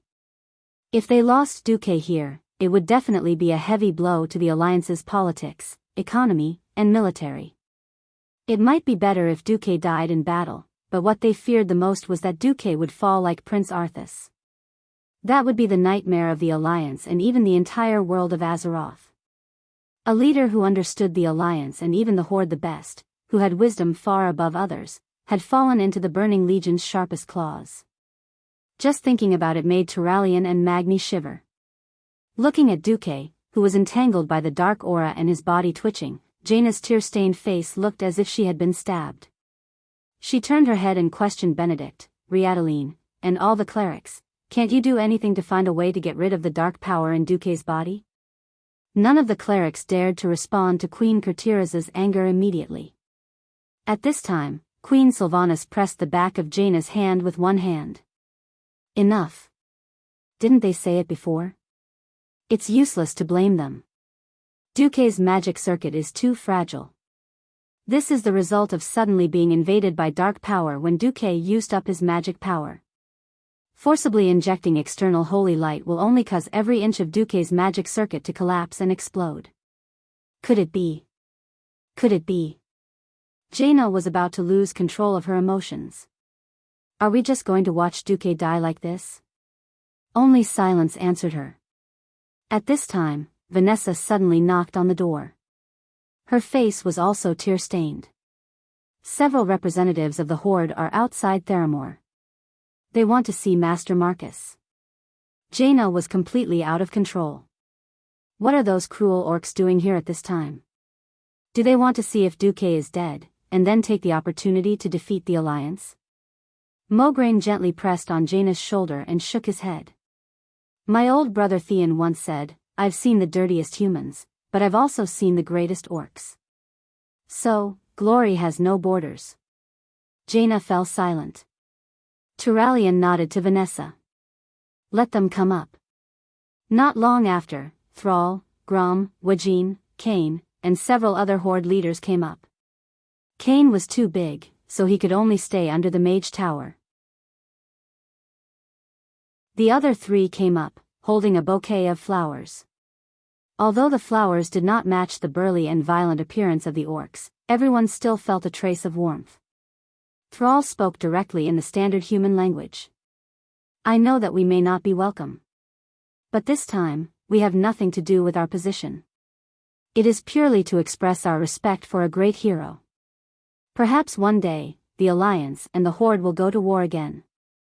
Even so, I hope to see a healthy and powerful Duke Marcus on the battlefield, rather than hiding in a dark corner and rejoicing that a strong enemy has left. Thrall was so open and aboveboard that several paladins silently bowed slightly to Thrall to show their respect. Sylvanas and Jaina stood up together and also bowed to Thrall. Finally, it was Queen Sylvanas who spoke. Thank you for your visit. This cooperation between the Alliance, the Horde, and the Night Elves was single-handedly facilitated by Duque on the Alliance's side. We also hope that we can finish what we started. Before there are new developments, we hope to maintain a state of peace with the Horde. Chapter 967. Duque felt very uncomfortable. His entire body was holding on. That terrible feeling was like forcing an ordinary person who liked to eat vegetarian food to participate in a eating contest and make him swallow 100 hot dogs in one go. What was worse was that it was an expired hot dog. The dark forces kept tearing at Duque's soul. They used all kinds of words and all kinds of scenes to tempt Duque. Destroy. Destroy. Destroy everything that you don't like. Possess. Seize. Occupy everything that you like the most. Countless thoughts attacked Duque's soul. They forced Duque to vent again and again, to release the negative emotions in the depths of his soul. Normally, if Duque was an ordinary native of Azeroth, unless he was a saint like Uther, he would have fallen long ago. Because the terrifying curse forced Duque to destroy 100 worlds, 1,000 castles, and occupy 10,000 beauties. Fortunately, transmigrators had their own way of releasing pressure. It was a unique virtual space in Azeroth. Ha ha ha. I'm the master of my world. Duque laughed loudly as he created 100 worlds in SimCity. Then, he summoned natural disasters, either flooding or burning them, destroying the 100 worlds. Just castles, be destroyed under my iron hooves. Duque laughed maniacally as he wantonly raided houses in Exile Conan, destroying the 1,000 castles that foreigners had painstakingly built. Teachers. Submit to Duque's godly sword. Wahahaha. Duque laughed sinisterly as he immersed himself in the 10-terabyte action movies that he had watched before. He wreaked havoc and fought with the teachers over and over again. After completing all the requirements, Duque suddenly woke up. His head was very heavy. His eyelids were very heavy. Even so, Duque still felt that his hands were tightly held by a pair of warm and soft hands. He's awake. He's really awake. Everyone, be careful. The surroundings were in a state of chaos. Duque slowly opened his eyelids and saw two beautiful faces with tears in their eyes. Then, the rest of the passers-by like Turalian and Thrall were all ignored by Duque. F***ck. I actually changed from a European commander to an African chief. Duque said something that no one understood the moment he opened his mouth.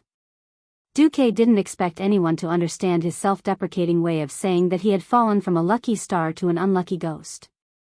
But I don't feel comfortable if I don't complain. For some reason, Duque's strange way of speaking made the holy knights at the side heave a sigh of relief. Holy light above, Duque, I truly admire you. You've been corrupted by the power of darkness, yet you're still able to maintain your consciousness. Mograine placed the large Ashbringer beside his hand.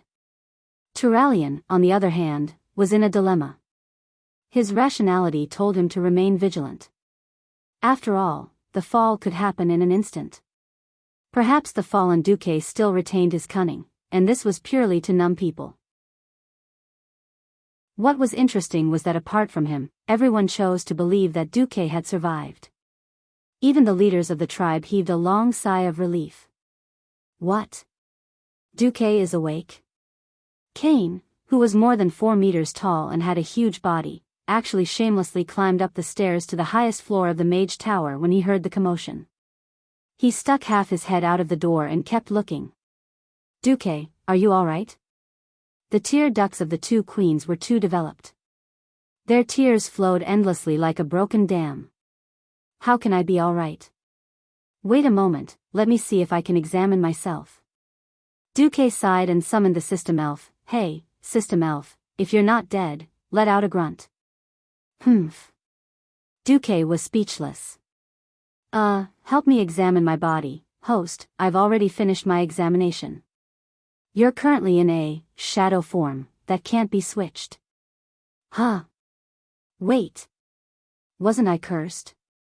If you're talking about Archimonde's curse before he died, then it should be a very high priority and compulsive mental suggestion. By asking you to complete a specified depravity event, it will cause your mind to naturally distort. However, you've already completed all the compulsive requirements with the virtual reality simulation.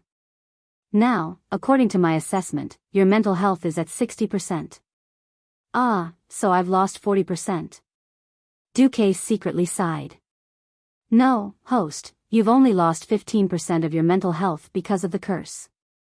By the way, before you came to Azeroth, the host's mental health index was 55%. Wait.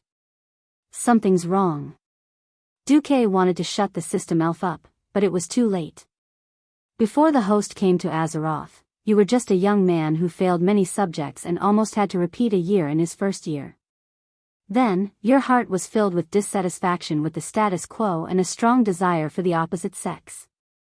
After you came to Azeroth, as the host's social status increased and you received love from the opposite sex, your mental health index peaked at 80%.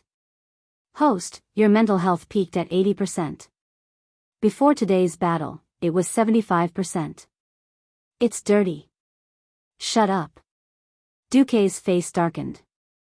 Alright, he was completely black now, so he couldn't tell. The system elf obediently fell silent. After a while, Duque said, tell me the possible solution. The next moment, Duque's consciousness returned to reality. Duque said slowly, where's my holy sword? Here. Vanessa hurriedly handed over the slender holy sword. Looking at the once unknown holy sword, Duque was suddenly speechless. For some reason, most divine weapons in Azeroth had long, human-like names, such as Azeroth's dual blades, or Atish, the legendary staff of the Guardian.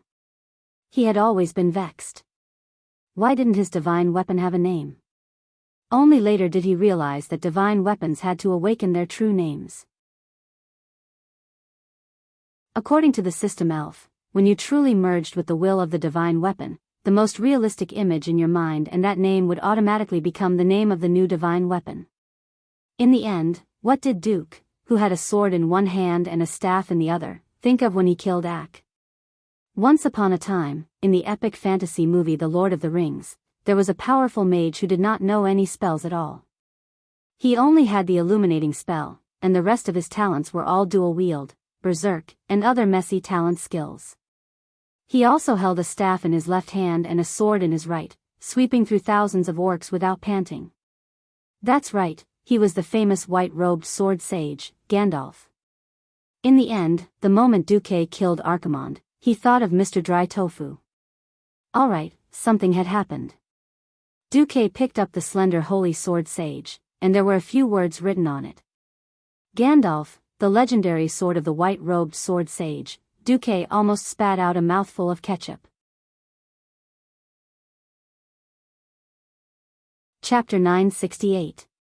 This was not the first time Duque had wanted to change the name of his one and only divine weapon. In the end, this damned holy sword was like dried tofu, smelly and hard.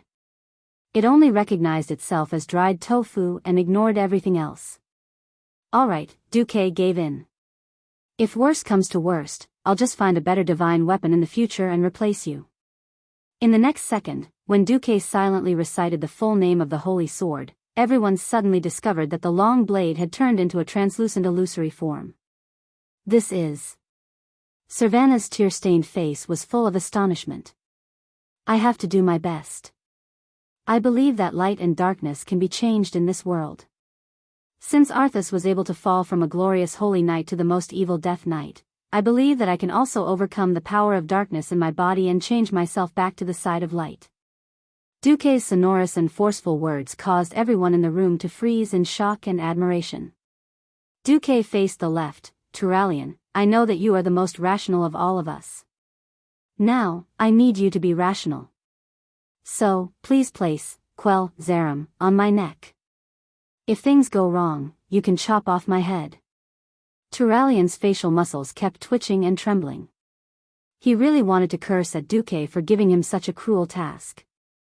Even if they were once the best of comrades and friends, Turalian still felt a deep pain when he had to personally play the double role of monitor and executioner.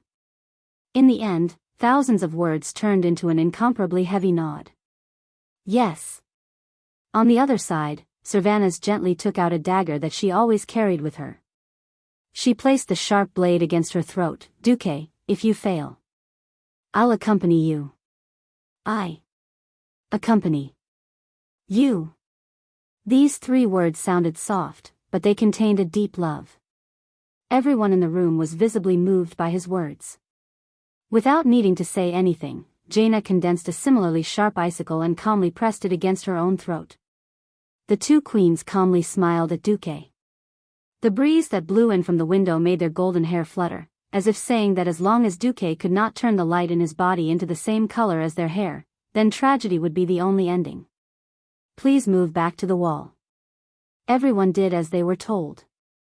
Everyone's gaze froze, and even their hearts seemed to have stopped beating. Everyone held their breath and watched as Duque smiled faintly as he pierced his own chest with the divine sword, whose blade had already turned completely illusory. There was no splatter of blood. However, there was an even more intense reaction. It was like a drop of water in a pot of boiling oil. In an instant, Duque's entire body was boiling. What unfolded before the eyes of the powerhouses was definitely a wondrous scene. Duque's entire body seemed to have turned into a large fountain cluster. Countless dark forces, as black as ink, spurted out from the corners of Duque's eyes, nostrils, mouth, ear holes, and even the pores on his skin. However, each long line of black liquid was illusory and translucent. Even though the evil aura on it could be felt from a distance, this evil power did not dissipate in midair and pollute the surrounding air. Instead, like a spring, it stretched to its limit and automatically shrank back into Duque's body. Duque's mind was clear. He also knew that what he was about to do sounded ridiculous, but it was not without foundation. In terms of battle history, the original, Ashbringer, was filled with a legendary aura. It was first Mograine's weapon, then as Mograine was tricked by his son, the Ashbringer, also followed Mograine's soul and became the fallen Ashbringer. Finally, it jumped back to the side of light and became Tyrion Fordring's killing weapon, killing the Lich King Arthas. In terms of professions, there were also holy priests and shadow priests who could switch talents at will. On a larger scale, including planet Azeroth, the multiverse was made up of light and darkness. Therefore, light and darkness were only relative existences, there was no absolute boundary. Duque's mysterious and strange prayer echoed throughout the room. Light originates from darkness, and light emerges from darkness. Light originates from darkness, and light emerges from darkness. It was repeated over and over again, like an infinite brainwashing cycle. Duca's performance, which was like a conman's, caused every witness to be dumbstruck and unable to control themselves. Yes, this was the incantation, or line, chanted in the movie when Khadgar defeated Old Max and reversed the corrupted Karazhan energy pool in order to save the world. Strictly speaking, this was not a real incantation. Remember, the power of holy light and the power of darkness were classic idealistic powers. Regardless of whether others believed it or not, he believed it. That was enough. Just like the brainwashing song Little Apple, it was not pleasant at first, but after listening to it for a while, not only did it sound good, but it also made him feel that he really did not need to take his medicine today, and he felt cute. That was how Duque hypnotized himself. Now it seemed to be a little useful. The power of darkness around him was still roiling endlessly. But at this moment, anyone could be surprised to find that the condensed power of darkness seemed to be rolling slower and slower. Then, the ink-like black seemed to be impure. It was mixed with a lot of strange light. At first, it seemed to be dark gray, but gradually, some people saw light gray, light white, pure white, and finally, there was a faint golden light, like a dancing golden snake in the thick ink. The two queens, who had been holding a sharp blade to their throats, began to tremble involuntarily. They could not believe their eyes. Clang. Queen Sylvie's dagger fell to the ground. The icicle in Jaina's hand also fell to the ground after losing the support of magic, turning into ice shards that no longer had any special meaning. In the room, every woman covered their mouth with their hands, afraid that they would scream and startle Duque, interrupting this epic-making process of whitewashing. Thrall and the others widened their eyes, and their eyeballs almost popped out of their sockets. Not only did Old Bull widen his eyes, but even his nostrils rapidly expanded, and he panted heavily. Ronan was the smartest. Even though he was as excited as the others, he did not forget his original intention, and quickly put up a protective barrier, trying to block the outside world as much as possible. The golden light increased, and became more and more intense. After a short 10 breaths, the golden light suddenly shone, and even outside the mage tower, a huge golden pillar of light shot into the sky. A golden Duque that seemed to be made of pure gold appeared in front of all the experts.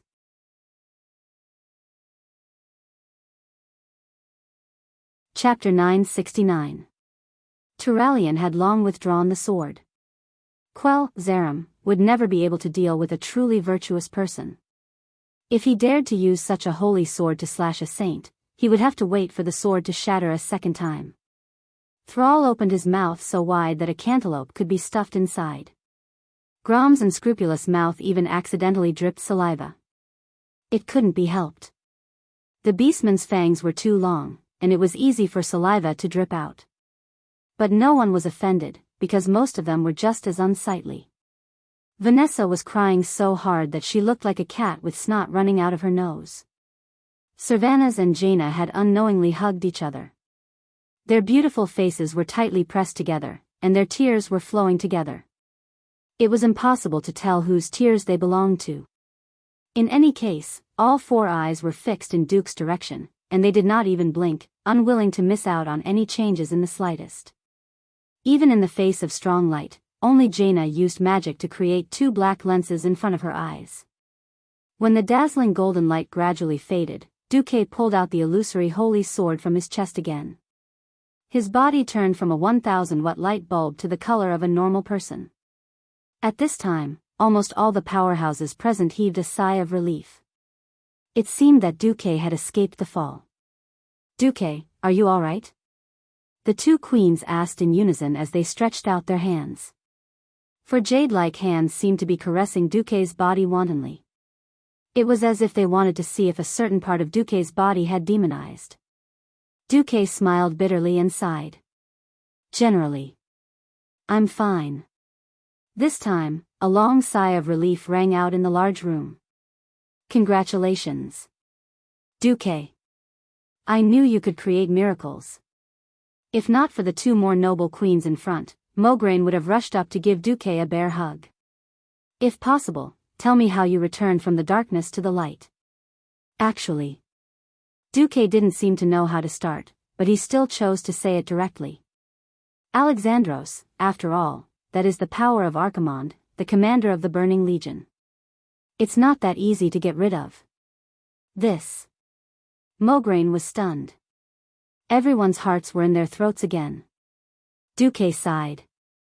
"I'd better demonstrate it for you." After saying that, Duque's palm glowed with a holy light. Benedict was stunned. "Is this a healing spell?" That's right. That's right. It was a healing spell.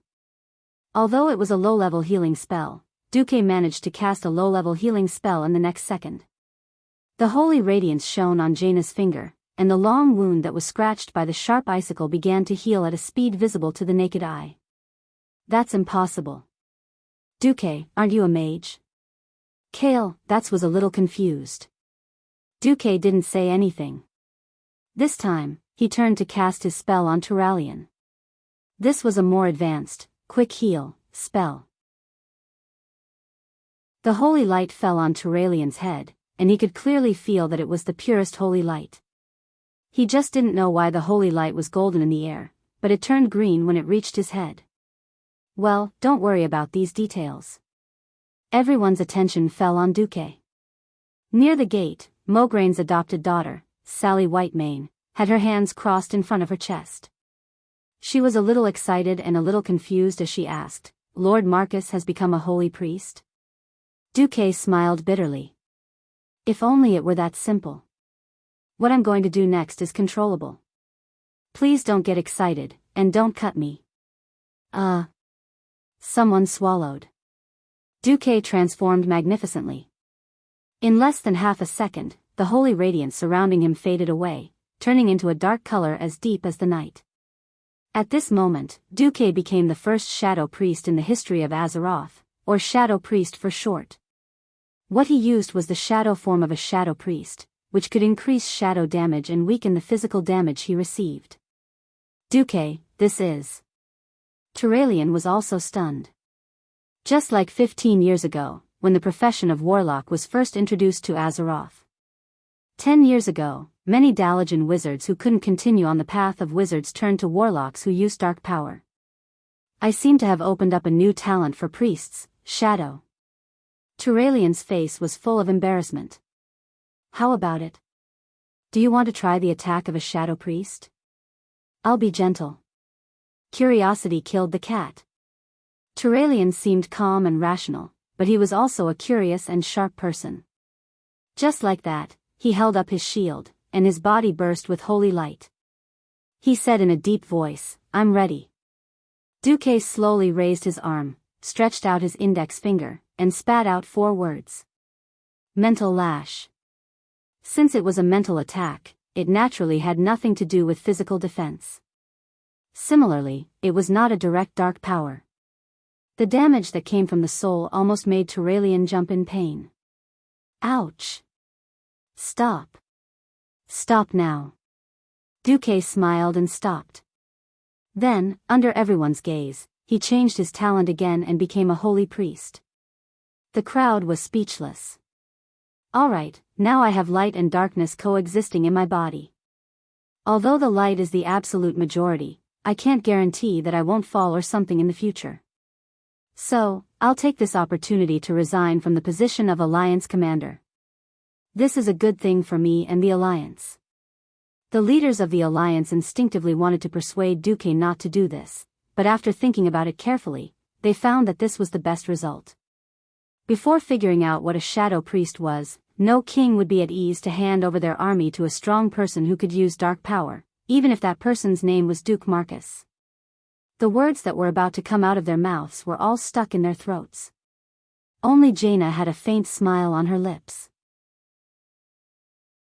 Duque wasn't going to die in battle or fall completely. Even if he removed this title, would his influence on the Alliance fade? What a joke. 1 vote from each of the 3 queens was enough to influence any major decision in the Alliance. From Jaina's point of view, Duque's move to advance by retreating was extremely beautiful. Moreover, Duque had suffered because he wanted to kill Archimonde. If the hero who saved the world would be persecuted because of this, then there was no point in staying in the Alliance. If anyone dared to force Duque, Jaina was willing to bet that Kurtiras, Sin Dorii, and Rotterdam would definitely withdraw from the Alliance. Everyone was relieved that Duque was fine. At this moment, Duque smirked. Then, is it time to split the spoils of war?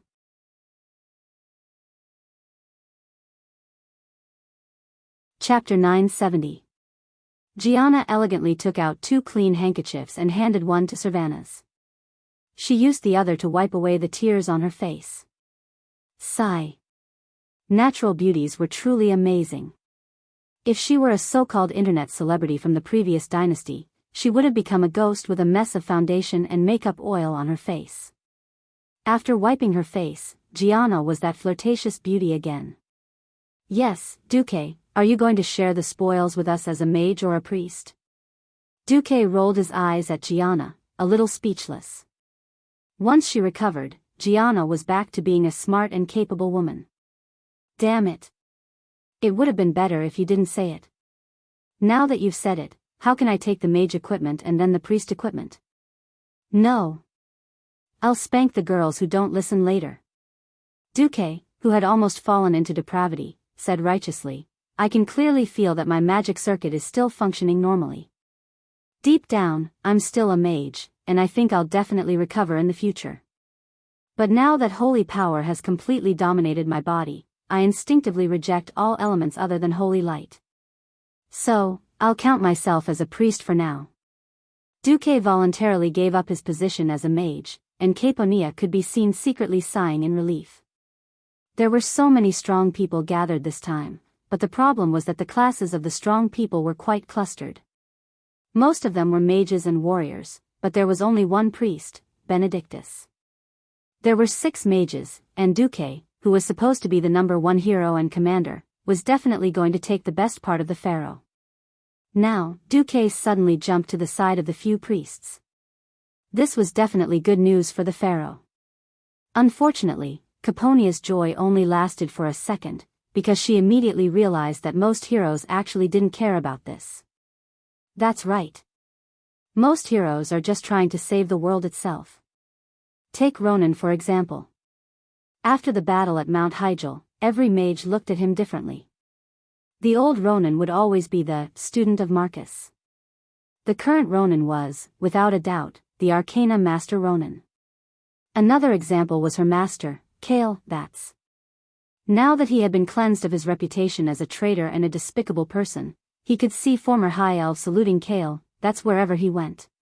This change in status was a rare treasure that no amount of top-grade equipment could exchange for. Therefore, the spoils of war were only incidental. Of course, in this era where epic equipment had yet to appear in large numbers, everyone was happy to see such a large amount of high-quality equipment suddenly appear. Mograine said, "I know you're more concerned about this, Duke." The moment Archimonde was killed, I happened to grab the dimensional bag that fell out of his body while I was below him.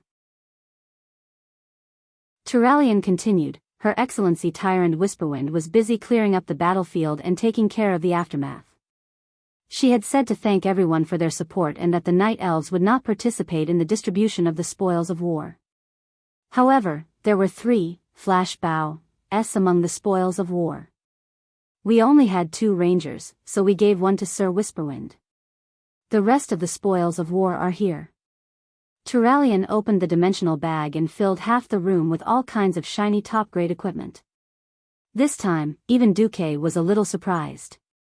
He had never thought that Archimonde would have a mode of equipment explosion. Many of the equipment were not unique as he had imagined, but more like standard equipment. For example, the Windrunner sisters were not only playing with a Biyao, but also a Feverish Pursuit chainmail. Grom and Kane were also given a Boundless Fury leg armor, and the 2 macho men were overjoyed. Sar touched the Blade of Cataclysm, which had a yellow base and a straight 2-handed sword, and laughed. Oh, Brock always complains that he doesn't have a suitable weapon. He'll be able to use this when his arm recovers. Originally, a small exquisite weapon like the Blade of Cataclysm would not have been given to Brock. After all, he was only Sar's guard. However, a bunch of close combat macho men were all tycoons when it came to weapons. The 2 paladins had divine weapons, but Sar and Grom each had their own special weapons. Old Cow liked totem poles, so Brock could only take advantage of it. Moreover, the warrior equipment was basically distributed among the Horde members, so there would be no conflict. The competition among the mages was the fiercest. After Duque's withdrawal and Kale, that's lack of desire, the remaining 4 became extremely humble. In the end, Ronan was the biggest winner in the war. He obtained the one-handed magic sword, Chaotic Storm, that countless mage players had begged their grandfathers and mothers to get. Because he did not have a good secondary weapon, he almost wanted the Staff of Purification that priests loved, but Duque could not stand it and gave Ronan the secondary magic book, Chronicles of Dark Secrets, that he got from Raki Winterfrost. There was also a gorgeous robe that was pure black with purple and gold edges. Although everyone found out that it was an unknown robe after appraisal, and they wanted to name it Duque's robe, Duque blushed. Ever since he had blessed Ronan with holy light and found out that the holy light above Ronan's head was also green, Duque had guiltily, very humbly, given the right to name it. Ronan's robe, no problem. He waved his hand and generously gave the robe to Ronan. Seeing that Jaina was staring at Ronan's luxurious outfit, Duke had no choice but to give Jaina another set since he had 2 Chaotic Storm sets. After giving a few pieces of magic equipment to Caponia and Solarian, Duque also got himself a staff called Argus Apostle. This staff was a little imperfect in terms of attributes. It mainly increased endurance, spirit, and spell power, but did not increase intelligence. Fortunately, Duque's Breaking Dawn mage attributes were preserved. His intelligence was frighteningly high, and he did not care about this. Since he could only be a priest for now, his original, Obsidian Queen, and dried tofu, could not be used for the time being. He could only make do with this staff. Fortunately, the staff's appearance was very attractive.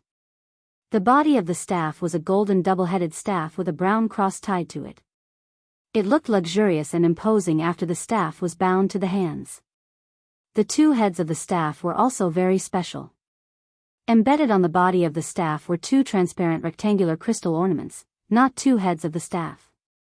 In the middle of the long crystal frame, there were 3 blue runes on each head. The mysterious magic runes on them shone brightly. This style. This is high-end and grand. Duque suddenly felt that it was quite cool to be a priest. Chapter 971. Duque was very kind. Except for the times when he was not kind, he was very kind. There was nothing wrong with that. When Archimonde dropped 4 sets of Forgotten Protector's helmet, Sal's eyes were a little sad. Now, even a fool would know that this thing should be the same set as the previous gloves. Of course, the Horde wouldn't know what the effect of the set was. It was just that the Alliance had already forged the Forgotten Protector's gloves, and it was impossible to reforge it again. Since Archimonde had one, shouldn't they give it to him? At this time, the Alliance and the Horde were in a honeymoon period. Moreover, when they heard that there were more than 100,000 demons and more than 300,000 undead army in Fellwood Forest, the Night Elves and the Horde were very annoyed. Firstly, both sides needed help from the Alliance because the Alliance was the only one with extra troops. In fact, Duque already had a second reinforcement plan. Those who went to the Mount Hyjal defense line were the most elite troops. Now that Arkharon was dead, the ordinary army of the Alliance could take care of the leaderless but powerful remnants of the army. Secondly, Sal was still too inexperienced. Duque's face was full of holy brilliance, and he lied sincerely, sigh. I really didn't know that this thing would be the same set as Asgalar's. I even deliberately made 4 hunters' gloves in advance. Looking at the other 2, Gronk Wanderer's gloves, that Duque took out, Sal could only sigh. It almost made the system elf want to remind Sal, hey, don't be fooled by this guy's righteous appearance. In fact, this guy was a shadow priest who sneaked into the priest team. He was the biggest liar of the Holy Church. In fact, Jaina saw through Duque's little thoughts. The problem was that Jaina in this life was no longer the Virgin Mary who crossed camps. She was a firm anti-orc. Duque only cheated Sal a little, and Jaina thought that Duque was too kind. The final result was that due to Duque's operation, a total of 12 sets of the Forgotten series of 2-piece sets belonged to the Alliance. The Forgotten Protector series belonged to the 4 Windrunner sisters. The Forgotten Conqueror was divided among Turalian, Mograine, Riataline, and the priest, Duque. Because Jaina had Smoke Gloves and Chaotic Storm, she chose to give it up. As a result, Ronan, Kale, Bats, Caponia, and Solarian each got a set of Forgotten Victors. Including the sets, on average, each hero got at least 5 pieces of epic equipment that could only be obtained in the Cavern of Time after 15 years. Because the spoils of war this time were so plentiful and Duke's contributions were too great, a large amount of equipment that the participating heroes didn't need were all distributed to Duke for him to use. This was Duke's sacrifice for the world, forcing him from being the world's #1 mage to become a priest as compensation. The items that seemed messy were actually all high-quality goods. The epic jewelry blueprints were all taken by Duque. The key was that there were no thieves, shamans, or warlocks among the heroes. The only druid was given up. The warlock's equipment could be digested by a mage, but the shaman, thief, and druid's equipment were all in Duque's hands. After the loot was divided, everyone dispersed to give Duque some space to rest. Looking at the excellent equipment that still filled half of the room, Duque sighed. Vanessa, there's a lot of equipment here. Even if you can't use them, you should pick a few. You can use them when you break through to the realm of heroes. Thank you, Master. Vanessa smiled and pulled the bow on the back of the maid uniform in front of Duque. In the next second, the black and white maid uniform was tossed into the air and floated down. Duque was dumbfounded. The reason was, of course, not because Vanessa's maid uniform was empty or anything like that. Instead, it was because Vanessa, who was wearing a set of thin leather tights, walked gracefully to the table that was covered with equipment, and put on the thief equipment dropped by the 6 bosses of Mount Hyjal one by one. Black feather boots, secret merchant's pants, Agato's belt, midnight breastplate, and lethal bracers. After Vanessa put on the 5 pieces of Mount Hyjal equipment that could make 99% of the thieves in the world go crazy, she picked up the maid uniform again and put it on. When she lifted the skirt of the maid uniform again and tied the 2 high-tier epic daggers, Endless Pain, and Tracking Dagger, to her thighs, everything was hidden under the seemingly traditional maid uniform. As if she was worried about the reverse ring, that added hit, critical hit, and attack strength, Vanessa took out a string and threaded it. She then put it into her not-so-deep trench and smiled in satisfaction. Duque was dumbfounded for a long time. In the real world of Azeroth, there were no strict requirements for equipment levels. At most, it was just a matter of how much power the user could bring out. Generally speaking, as long as a physical profession stepped into the realm of heroes, most epic equipment could be used. The simplest indicator was whether the equipment would emit a specific light when it was worn for the first time. For example, excellent was green, excellent was blue, and epic was naturally purple. When Vanessa put on the high-tier epic equipment of Mount Hyjal just now, it emitted an incomparably noble and elegant violet color, which meant that she could completely use the equipment. As if he had lost control after a stroke, Duque extended his right index finger shakily. Vanessa, when did you break into the realm of heroes? Vanessa smiled like a flower and twirled the hem of the maid uniform with her fingers. She gave a maid's bow. Oh, my dear Master Marcus, it's been 5 years. Duque was dumbfounded. It was clear that he was saying, why didn't I know? Why didn't you tell me? I'm sorry, my master. I didn't mean to hide it from you, but the profession of thief relies too much on equipment. Without a pair of good weapons, I can't even easily deal with an elite-level demon guard. Although I also know that you need combat power to besiege Archimonde. Unfortunately, as far as I know, you usually don't have any thief equipment collection, master. So you hid it from me? Duque was speechless. Yes. I, who lacked the support of equipment, couldn't use it at all even though my skills were far superior to my father's, so I kept quiet. If Master sees this as me being disloyal to you, please punish me as you wish. Vanessa knelt down in front of Duke after saying that.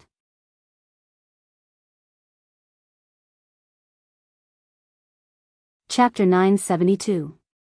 Duque was really annoyed. He really couldn't blame Vanessa. Physical professions relied on weapons the most. A rookie with a godly weapon in his hand, or a veteran with a stupid white weapon. Whose attack was higher? Ignoring the fact that he was courting death, the rookie could beat the old bird 100 times over in terms of attack.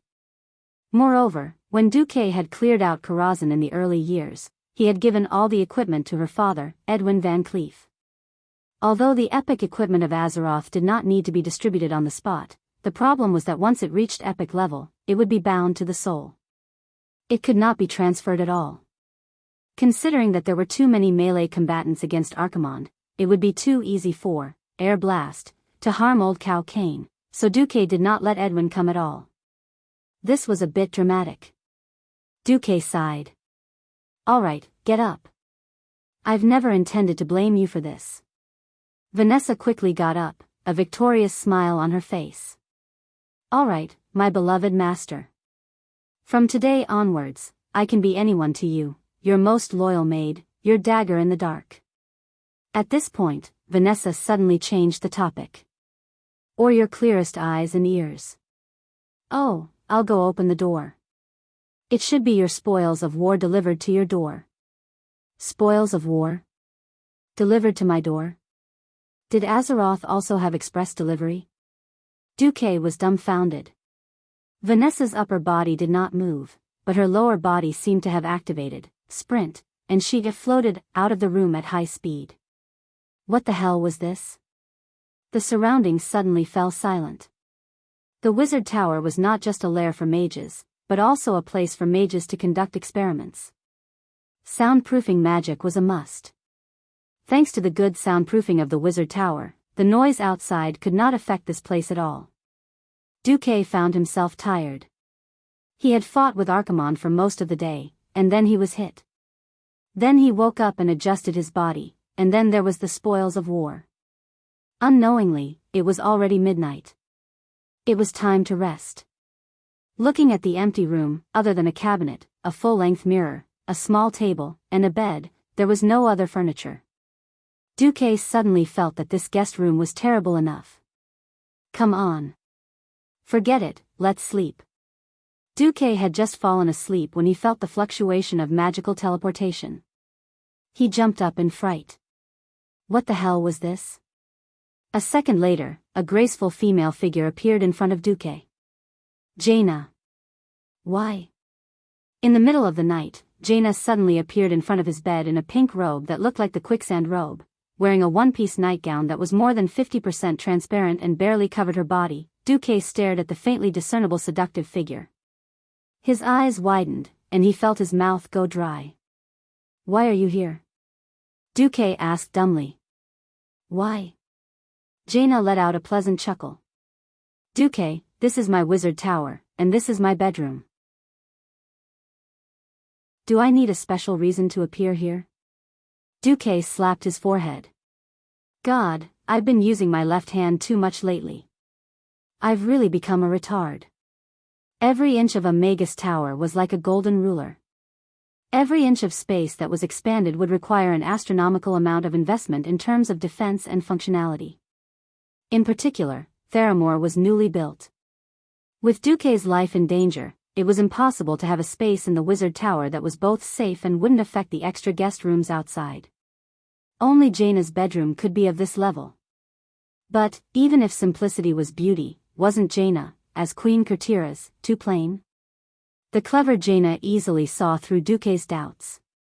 Why, I remember that you've never liked luxury.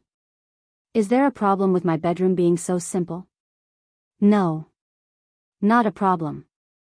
Seeing Duque's eyes flickering, he hurriedly got out of bed.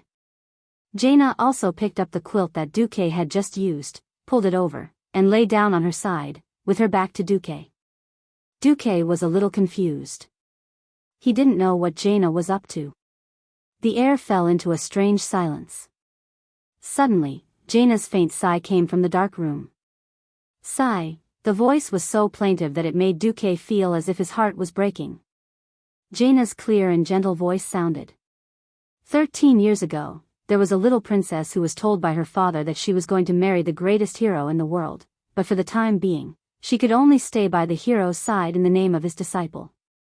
She came to a strange place with longing, learning everything she thought she should learn. Days passed, and the little princess grew up day by day. She soon discovered that the man who was supposed to be her husband didn't love her, and even had a faint sense of disgust and avoidance.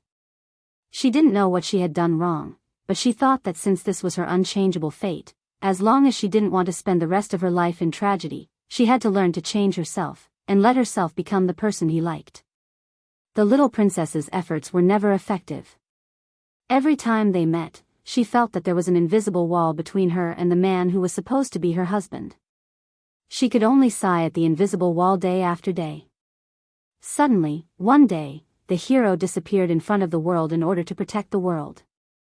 And the princess, who was starting to grow up, became his nominal widow. 10 years passed, and he appeared again when the world was in danger of destruction. He led a group of heroes to defeat the evil demon commander. Not only did he avenge her, but he also became a hero in the eyes of the world again. But the princess, who was no longer young, didn't even have the right to stand by his side. Maybe it was because he really hated her. Or maybe it was because human women can never maintain their beauty for thousands of years like the elves, who have a lifespan of tens of thousands of years. At this point, Jaina's sorrowful voice came to an abrupt stop. The air fell into a dead silence. After a long time, Jaina turned around, and under the flickering firelight, there were clear traces of tears. Duque, I don't know if my relationship with you has improved recently, but if it is, please tell me the reason why you hate me. If so, please tell me the reason why you hate me. The state guest house is about 100 yards to the left of the Magus Tower. If it wasn't for... Before Jaina could finish, her mouth was already sealed. A few seconds later, Duque smiled. This was for him, and also for Jaina. Fate had completely changed. Forcing the terrible Jaina from his previous life onto the Jaina who was willing to die with him in this life was simply stupid and blasphemous. Looking at Jaina, who was almost crazy with joy, Duque revealed a naughty smile. Come, let Teacher Du teach you what the flow of magic in the ORZ position looks like.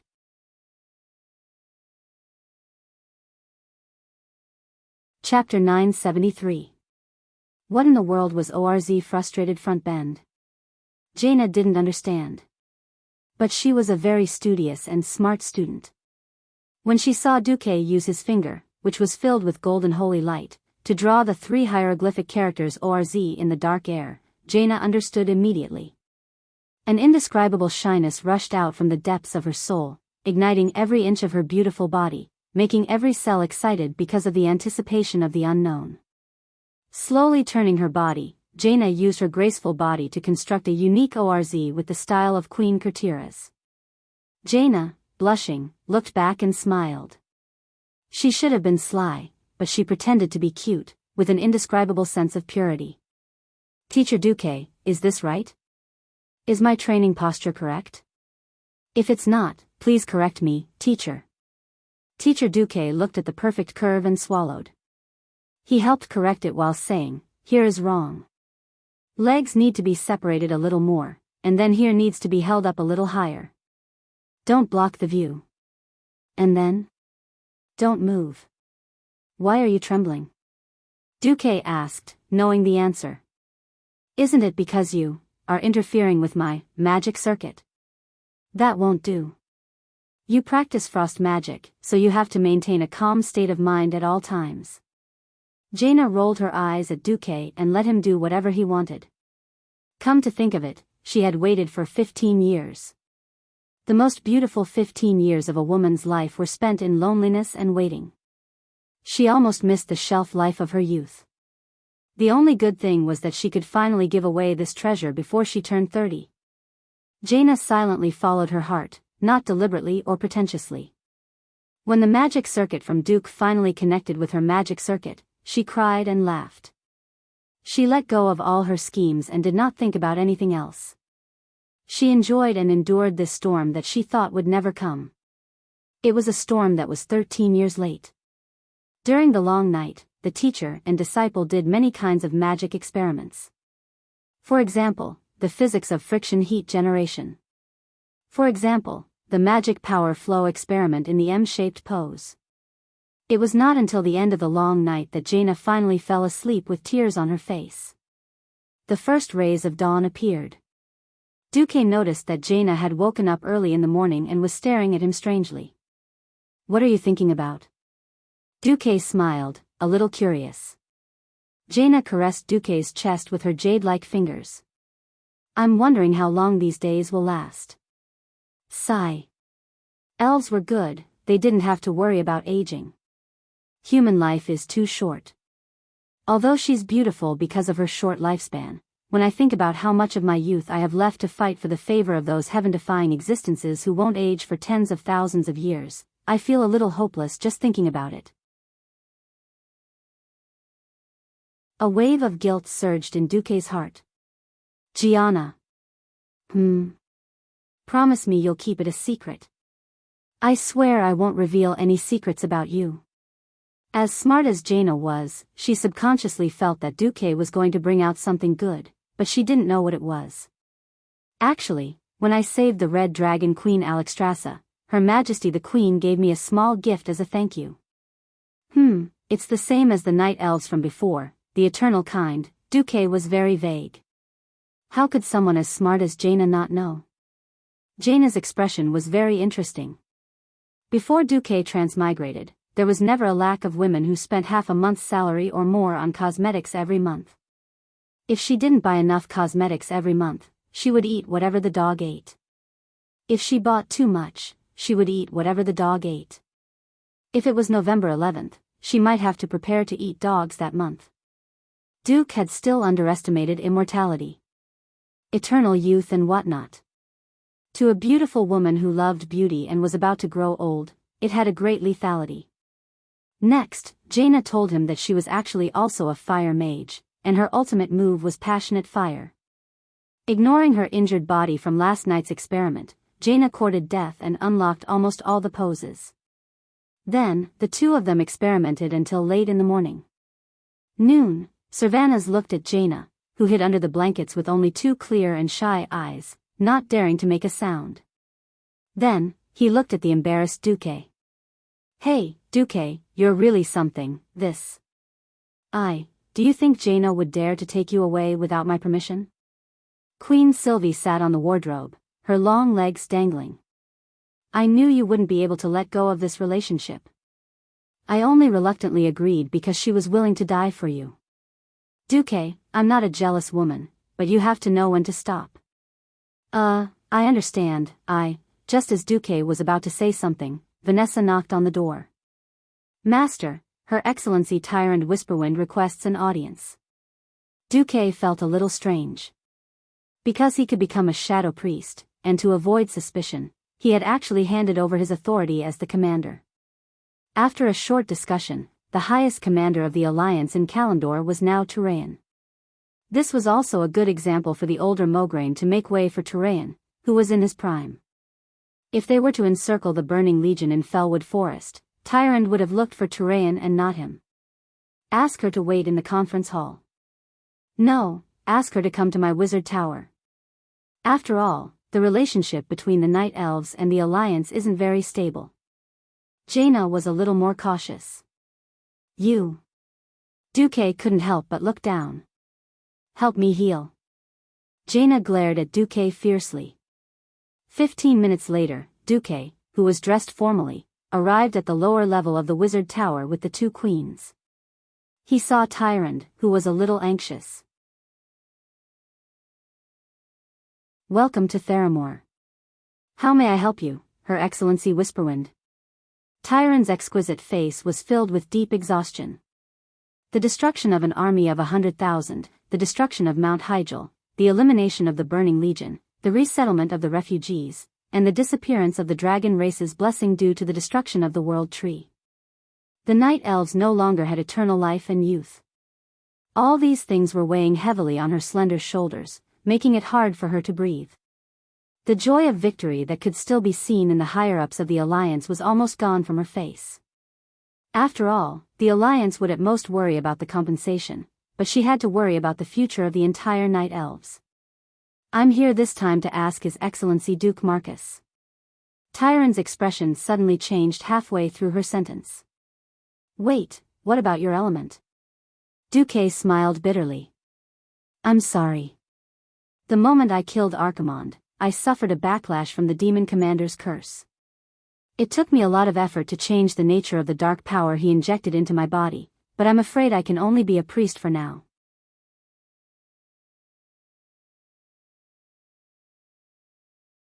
Chapter 974. Tyrande first bowed deeply to Duque. Thank you for your great contribution to the safety of the world of Azeroth. Despite her gratitude, Tyrande's eyes could not hide the sadness in them. In order to save the world of Azeroth, Duque did not hesitate to risk his final attack. She had seen it with her own eyes. Objectively speaking, this was definitely a feat worthy of praise. It was a feat worthy of being sung by bards for thousands of years.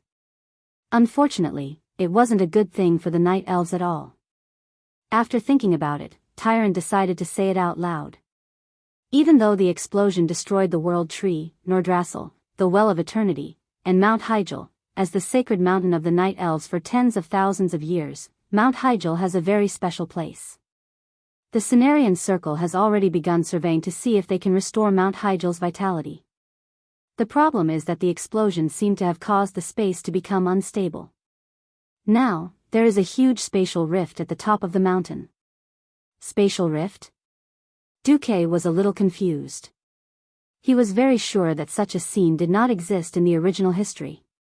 However, since the explosion of the Well of Eternity had destroyed the ancient Kalandor continent and created the Endless Sea, it was not surprising that a spatial rift had appeared. Therefore, it wouldn't be too strange for a spatial rift to appear in this explosion that was just as earth-shattering and earth-shattering. Tyron deliberated for a moment. Perhaps you also know.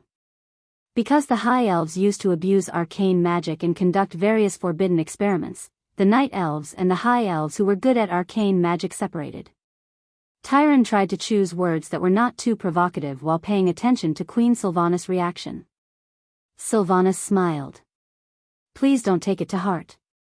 In order to take revenge on the Burning Legion, we have changed our name to Sin Dorii. The forbidden experiments you mentioned were actually banned by our elders 5,000 years ago, when Anastrian Sunstrider was still in Quell Dorii. Tyrant heaved a sigh of relief. This made it easier to talk. There is not a single wizard among the Night Elves. We are not good at dealing with these problems, so we can only ask for help from the Alliance. The reason why I came to find you, Sir Marcus, is naturally because you are a Breaking Dawn great wizard. Even if you are no longer a wizard, I believe that your precious knowledge and experience can be of help to the Night Elves.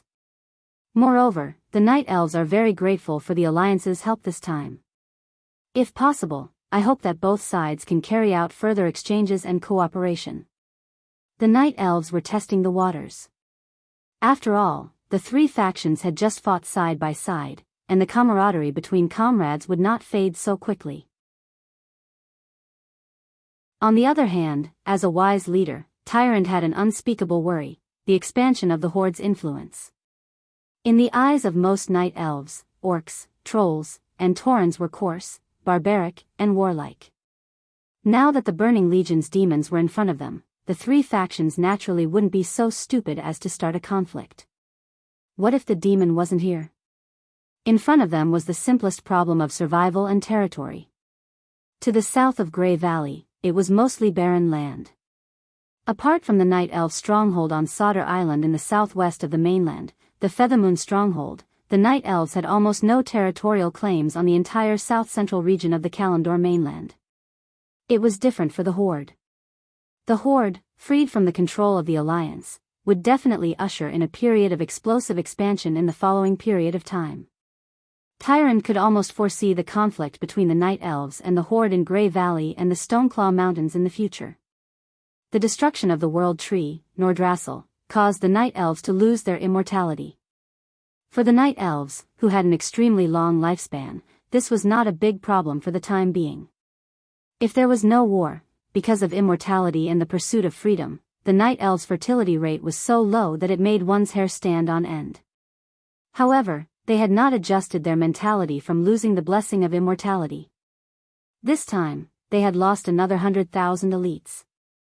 If there was a continuous war, the Night Elves' population would not be able to cope with the meat grinder of war. In addition to the battle in Grey Valley, the Night Elves had lost the demigod Cenarius and nearly 10,000 elven hunters. The Night Elves and the Horde could be considered to have a huge grudge. However, they had just fought together, and the Taurens who believed in the doctrine of nature had joined the Horde. This made the Night Elves unable to find an excuse to start a war even if they wanted to take advantage of the Horde's unstable footing. Was the new hatred and territorial conflict with the Horde more important, or the so-called hatred from 8,000 years ago more important? Even an idiot would know which one to choose. Moreover, the High Elves were already ruled by the Ranger Queen, who was more inclined towards the nature element. Thus, it was almost inevitable to get close to the alliance that had crushed the Horde twice. History overlapped again, and it was inevitable. Duque was not surprised by Tyron's probing. He smiled and replied on the spot, "The Alliance is an organization that unites the various kingdoms and races with the highest common goal of the world of Azeroth's safety. Although I have temporarily resigned as the commander of the Alliance, I think the Alliance will be very happy to have deeper exchanges and cooperation with a peace-loving race like the Night Elves, who have a deep foundation and history. If there is a chance, the Alliance will also welcome the Night Elves to join the family of the Alliance." With Duque's status and identity, the two queens present also nodded in agreement. The general direction of this matter was considered to be set. Next, settling the spatial rift was a trivial matter. Duque agreed on the spot. Within 3 days, he would organize a group of powerful wizards, such as Kale, Bats and the dragon wizard Krasis, to go together. The atmosphere of the meeting was so friendly and warm that both sides began to close the distance and call each other by name. Tyrande also took the opportunity to do Duque a favor. "Duque, actually. Other than teaching me how to fight, the moon goddess Alun also taught me a lot of skills in exorcism. If you don't mind, Duque, I can help you take a look at your state. If there are any remnants of evil power, I might be able to help you." Towards Tyrande's goodwill, Duque was a little annoyed. Professionals who used dark power had always been unpopular in the Alliance. Just look at the newly built Stormwind City. Warlocks could only hole up in the Lambs to the Slaughter Hotel and play secret associations. Even after the destruction of the Dalajan and the Dalajan wizards and warlocks reconciled, the warlocks still received pitifully little training resources. The problem was that since Tyrande had put it this way, Duque could only stand up. "Please don't get too excited about what happens next. I can still perfectly control this part of the dark power."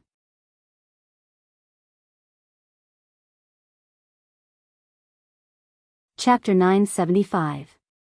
Tyrande swore, "I swear that I will look at your new form and profession in the right light.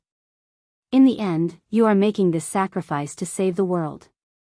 I believe that I can understand and forgive your situation." "All right." There wasn't much energy fluctuation. In an instant, Duque, who had been protected by the golden light, suddenly turned into a dark humanoid figure. The power of darkness was so strong that it turned Duque's entire body black and illusory. However, Tyrande's expression changed drastically even though she had been talking nicely. She stood up, her face ashen, and her right hand subconsciously reached for the dagger at her waist. Unexpectedly, a ghostly figure was faster than Queen Sylvie, pressing down on the back of Tyrande's hand like lightning, making it impossible for her to unsheath the dagger. The one who made a move was naturally Vanessa, who had stepped into the hero domain.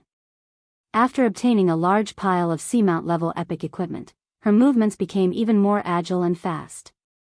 Tyrande was stunned. She did not expect that the delicate and docile maid would have such frightening skills. It was definitely not a good thing for a hunter to be approached by a thief. However, what shocked her even more was Duque. She apologized softly, "I'm sorry, I was too agitated. It's not because of your form, Sir Marcus, but because of your appearance. I have no choice but to recall a very, very bad memory." Duque waved his hand, and Vanessa retreated. Duque had actually noticed that Tyrande had begun to address him in an unfamiliar manner. "Tyrande, when we first met, you seemed to have a very deep prejudice against me. But looking at my life's memories, that was really the first time I met a night elf. I believe that my ancestors and I should not have any conflicts with the night elves. If there really is a personal grudge, I hope that we can discuss it openly. We cannot let misunderstandings affect the exchange and cooperation between the two major forces." Tyrande took a few deep breaths, her full chest trembling. However, her once clear eyes were still filled with resentment and entanglement that seemed to come from ancient times. After hesitating for a long time, she sat down and calmed herself down. In the end, she took out an item wrapped in a mysterious power. It was an unusually shriveled banana. Queen Sylvie and Jaina could not understand why Tyrande had taken out a broken banana that should have been thrown into the bin. However, Duque cried out involuntarily, "Air-dried bananas." There was something called courting death in this world. If you don't seek it, you won't die.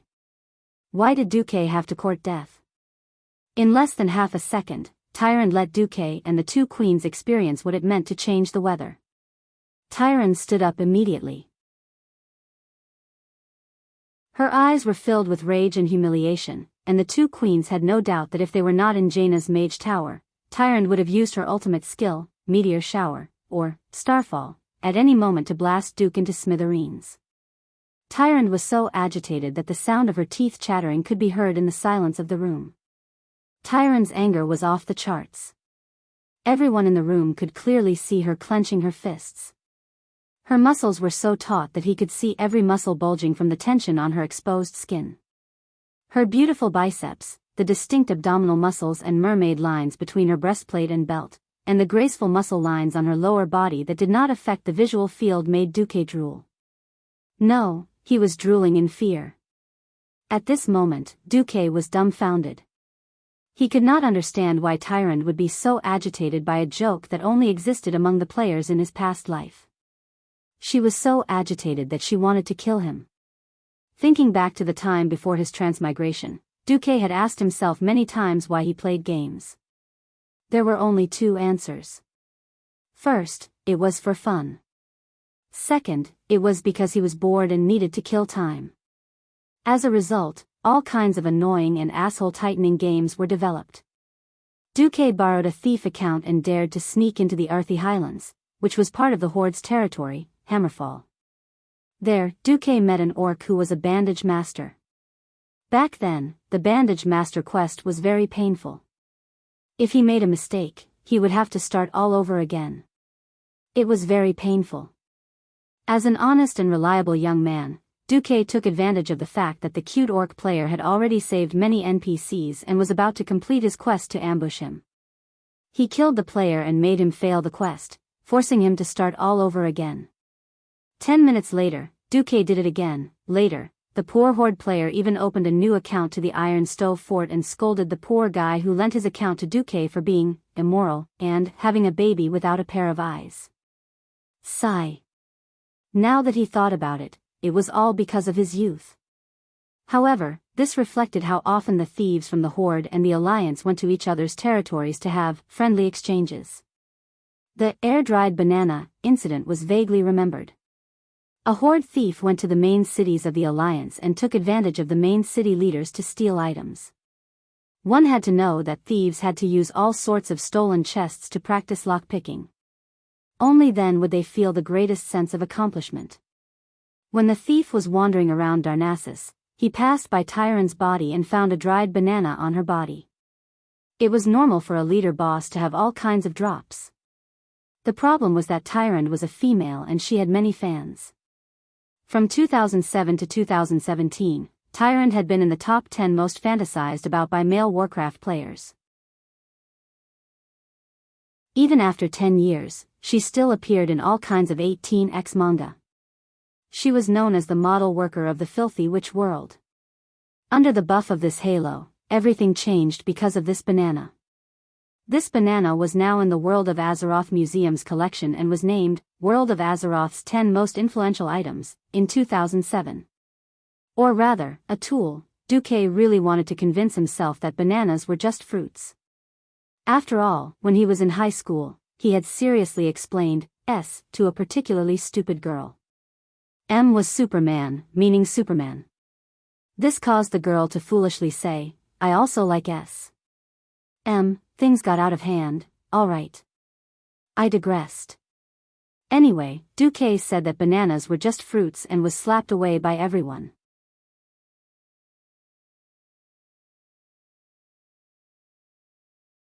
Chapter 976. When all the topics revolved around the banana, public opinion reached an all-time high. For example, the fruit stall in front of Tyrande's palace in Darnassus was booming.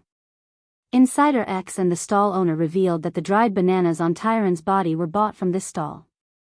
Naturally, business was so good that the stall owner hired a team of 500 goblins to transport the bananas. There were fans who came to Tyrande's palace after hearing the news. There were fans who bought many baskets of bananas and expressed their love for Tyrande.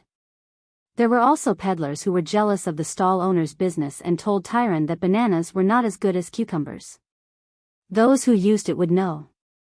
In summary, because the bananas changed the mindset and behavior of many perverted players, a large number of tourists, fanatical fans, and various spies flocked to Darnassus. Of course, the ones who benefited the most were the fruit stall owner and the residents and peddlers of Darnassus. Because of this, their wallets were filled to the brim. Per capita GDP increased by 4,000%.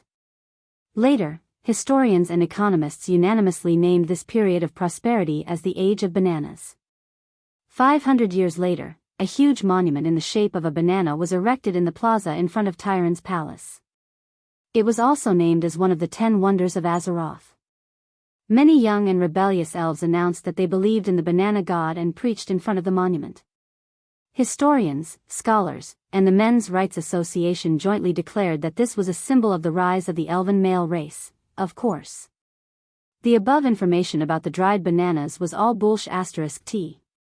This was because the air-dried banana story was a fabricated piece of history. Even the air-dried banana comic was made up by a few stupid cartoonists based on this story. It wasn't the official history of Azeroth at all.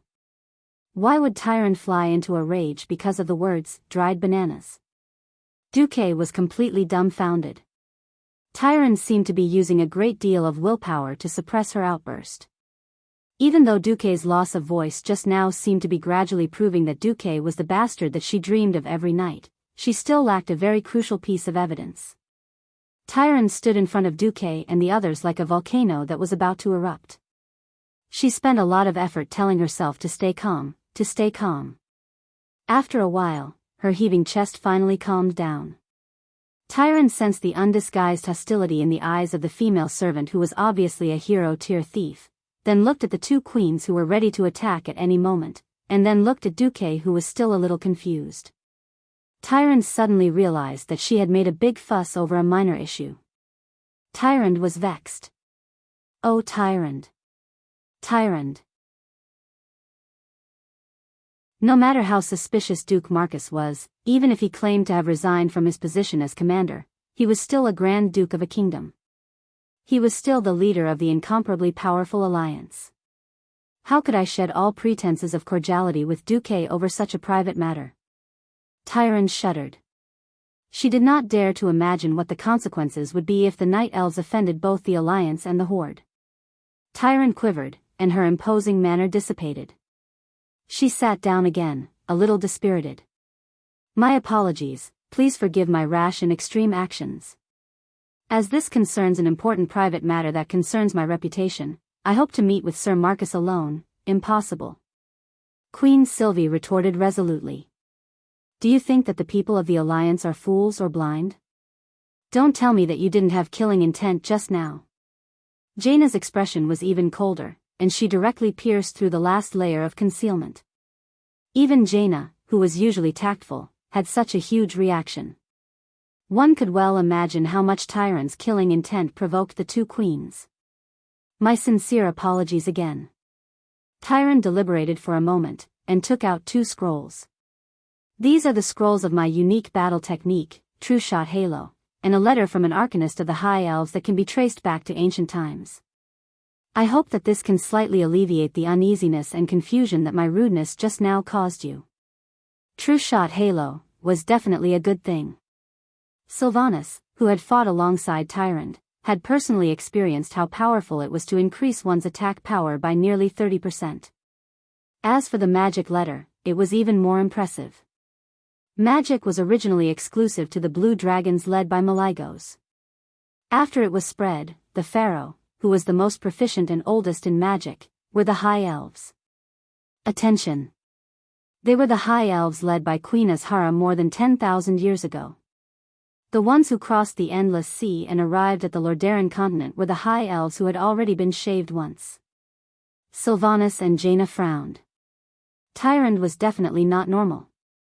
This kind of immature action was not something that a veteran leader who had led the Night Elves for tens of thousands of years should do. While the gift had been prepared in advance, it was most likely that it had been used to improve her personal relationship with the leader of the Night Elves. Now, it had become a remedy. The only explanation was that this personal matter had a huge impact on Tyrande, enough to cause her to lose control. The two queens looked at each other, and Queen she spoke. "We will cautiously accept your gift of apology for the time being, but we are Duque's partners. We do not think that there is anything that Duque cannot tell us. We cannot accept your request for the rest to leave." In other words, it was better for her to lay her cards on the table. Otherwise, they would rather choose not to accept the gift. And depending on your situation, it would determine our and even the entire alliance's attitude towards you. This was actually forcing Tyrande into a dead end. Was her personal grudge more important than the future of the Night Elves? She had to make a choice. Taking 3 deep breaths, Tyrande forced herself to calm down. Biting her lips, she said, "This is indeed a private matter, but it is very important to me. Please try your best to answer my question honestly. This is a huge question that has been bothering me for countless years." Duque returned to his normal state and sat upright. "Ask away. As long as it does not involve the secrets of the Alliance, I do not mind answering honestly." "You. How old are you? Are you a pure human?" Tyrande asked in a trembling voice. "Huh?" Tyrande's question left Duque and the two queens scratching their heads. Duque answered honestly. "A 29-year-old human, that's right. I don't think I'm a mixed blood." Age before transmigration did not count. Although he was still a year away from turning 30, he was still barely in the realm of uncles. Tyrande seemed to secretly sigh in relief. The lifespan of humans seems very short, right?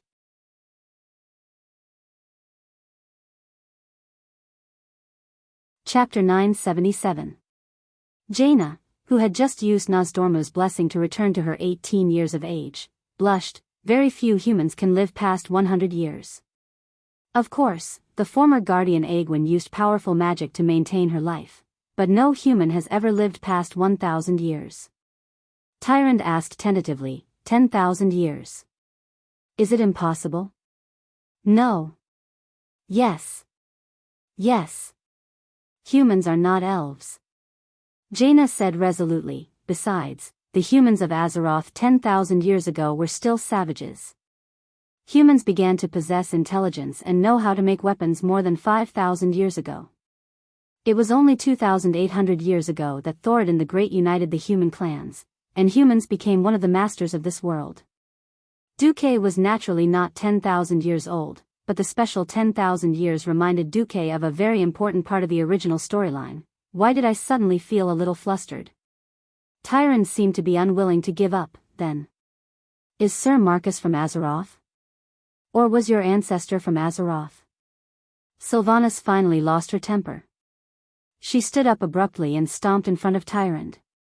She placed her hands on her hips and glared at Tyrande like a ferocious beast. Her queen's aura was fully unleashed. Your Excellency Tyrande Whisperwind. We don't find it interesting that you are beating around the bush to get information from Duque. You can either confess to every detail of this matter, or you can pretend that it never happened. Please note that you are accusing the Grand Duke of Stormwind, whose fief is even larger than Mount Hyjal. Tyrande's expression could be said to be marvelous. Finally, after realizing that her rashness might lead to serious consequences, she hesitated for a while before speaking. It was 10,000 years ago, when Queen Azhara led Sargeras' burning legion to invade the world of Azeroth. In that battle, Tyrande was unfortunately captured. Originally, she thought that she was destined to die tragically. However, an incomparably mysterious human of unknown origins found her, who was already poisoned and infected with a terrifying curse. For freedom and life, she paid a heavy price. Tyrande refused to divulge the details. It's a man called Duque Kong. Like Duque, he can use the power of shadow and light. He is at once my benefactor, and at the same time the man I hate. That's right, he did save me from being killed by the devil. But soon after I agreed to his conditions, I realized that even if he didn't do anything, Malfurion would arrive. But because of this. Of course, he could have chosen to kill me. In that case, it's impossible for Malfurion to revive me when I'm poisoned. So, I'm very conflicted. Even though Tyron's words were vague and incoherent, the two queens could understand how she felt when she was at a disadvantage. Jaina rolled her eyes and flirtatiously winked at Duke. Yo. Duke. Fortunately, you can't go back to 10,000 years ago, otherwise I would have thought that Dukong was you. Tyron's face had turned green from Queen Sylvie's interrogation. On the other side, Duque found that his mind was about to be separated from his body. At this moment, he roughly understood what was going on. Damn it, the person Tyron was referring to as Dukong was definitely him. After all, Chinese people always like to put gold on their faces. Duque didn't have Du Fu's talent, but he had a good alcohol tolerance. He could drink 2 liters of 50% white wine without panting. Back then, Duque was full of class. Therefore, Dukong became Duke's QQ username when he was in university. Whenever there was a drinking occasion, he would use 2 identical glasses to pour a glass of Sprite and a glass of white wine. Bottoms up, you can do whatever you want.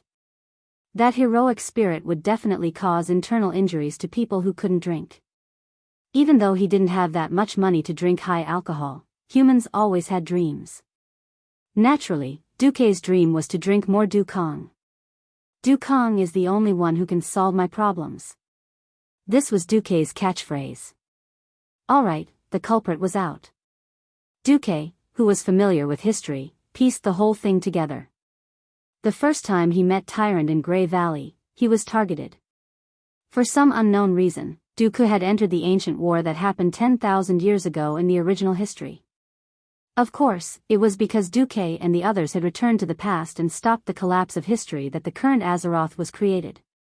In other words, the Duque who had returned to the past must have succeeded. Otherwise, Azeroth would have been a world destroyed by the Burning Legion. Here came the problem. The Duque who had returned to the past must have done something to Tyrant. Otherwise, Tyrant wouldn't have immediately revealed such a hateful expression when she saw the current Duque. Come to think of it, the current Duque had been wronged. Because the future Duque had gone to the past 10,000 years to cause trouble, the current Duque had to take the blame. What? What kind of bullshit was this? This was similar to the incident where the current version of the Time King Nozdormu killed the future Nozdormu, causing the two Nozdormu to die together. The worst part was that this was indeed the sin of him. But Duque didn't even know what he had done to Tyrant after returning to the past. Even if he wanted to fix the problem, he couldn't do it. He didn't know if he could return to the past and not cause such a mess. Duque's balls hurt. But confessing to something as stupid as this was not something Duque would do. Confessing would result in severe punishment. Resisting would result in going home for the new year. Duque definitely understood this logic. Thinking of this, Duque had an idea. The silent best actor Duque made his move. He stood up, his handsome face facing the sky at a 45-degree angle. 2 drops of crocodile tears flowed down his face after being slightly stimulated by the system elf. He slowly walked to Tyrant, who was sitting on a chair, and pressed his hands on her shoulder plate in an exaggerated manner. Your Excellency Tyrant Whisperwind. I want to say that before yesterday, I was a Breaking Dawn wizard respected by tens of thousands of people, a great hero respected and worshipped by tens of millions of people in the Alliance, the highest commander of the Alliance. But look, what am I today? A freak who possesses both the power of darkness and light. Because of this, I had no choice but to resign from my position as commander of the Alliance. I even had to bear the criticism of the people of Theramore, my homeland, and my homeland. Duque's words struck Tyrant, who was already in a mess. That's right. It was only yesterday that Duque became a shadow priest. Why did I suspect him? An indescribable sense of guilt welled up in Tyrant's heart, and she didn't dare to look at Duque directly.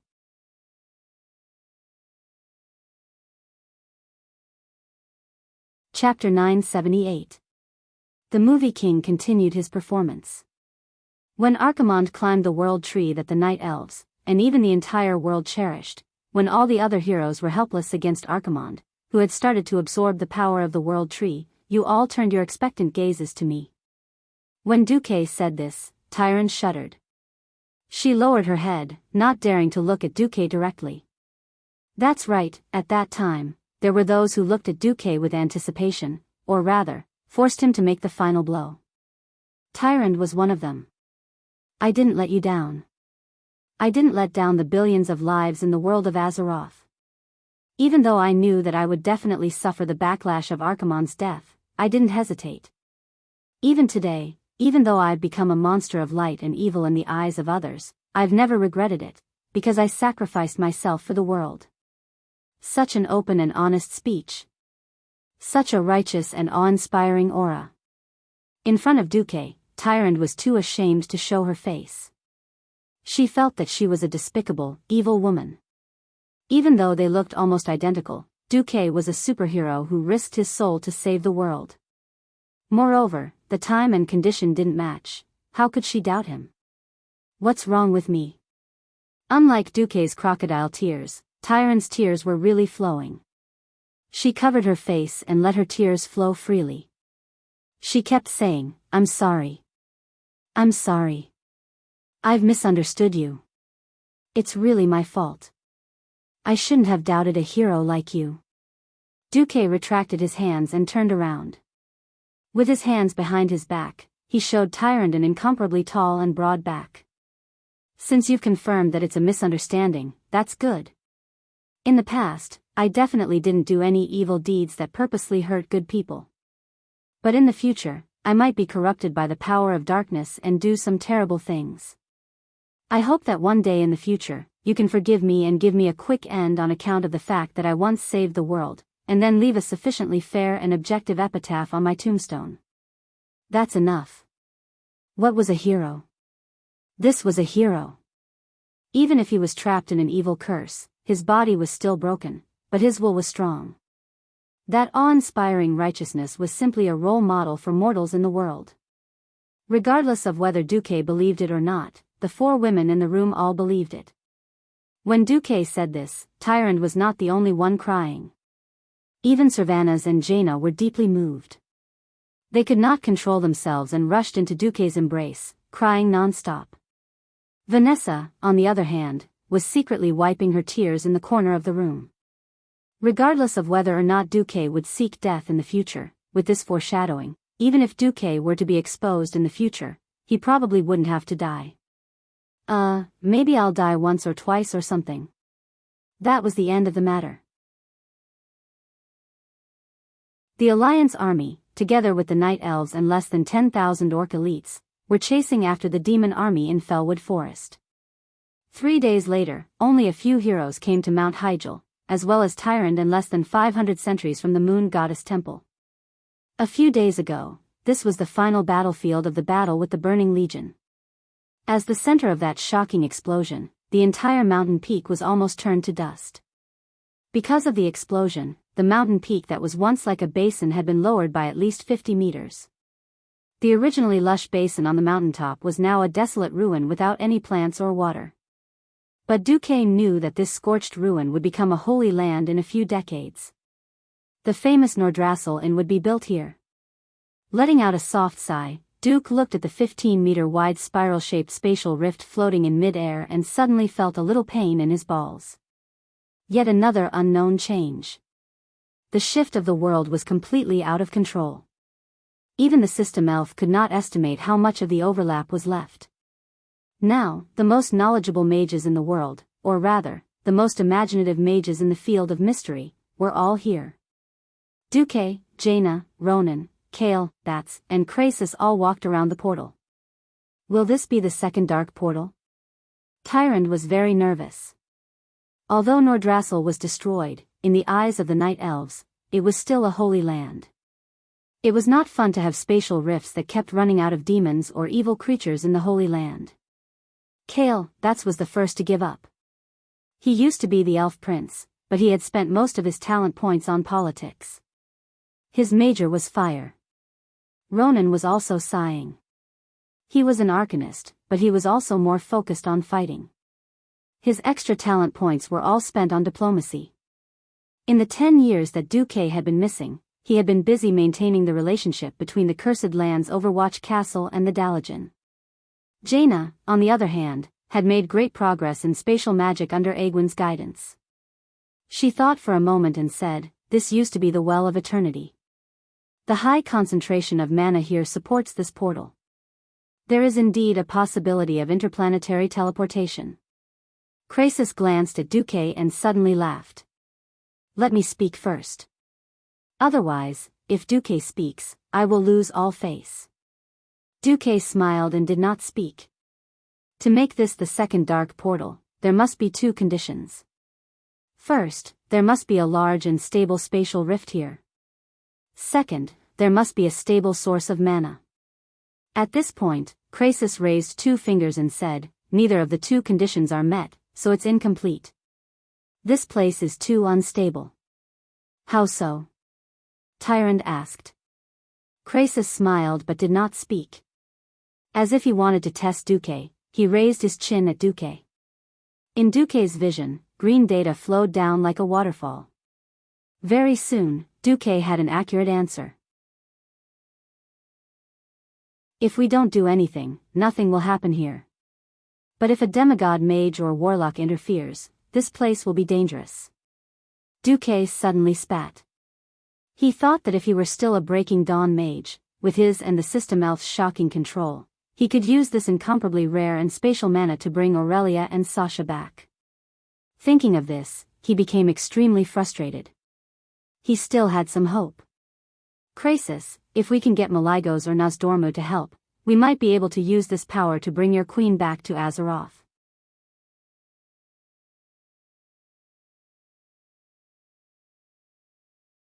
Chapter 979.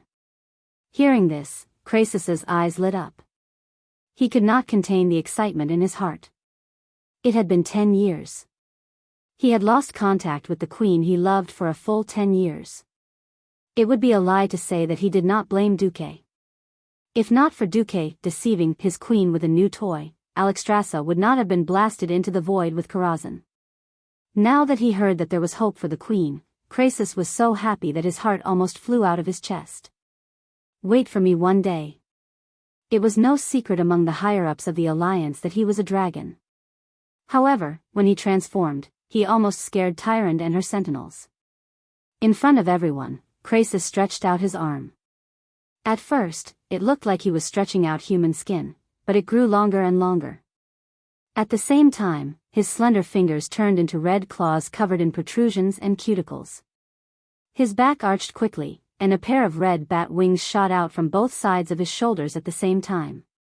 His body seemed to be blown by the wind, growing rapidly until he looked like a large red lizard. In just 3 or 4 seconds, Krasis grew bigger and bigger. He was the size of 4 people, 5 people, and then 10 people. Immediately, all humans and elves seemed very small in front of him. Just like that, Radiant Moon Wizard Krasis turned into a dragon, Kalistras. With a flap of his wings, he soared into the sky and disappeared into the clouds in a few breaths.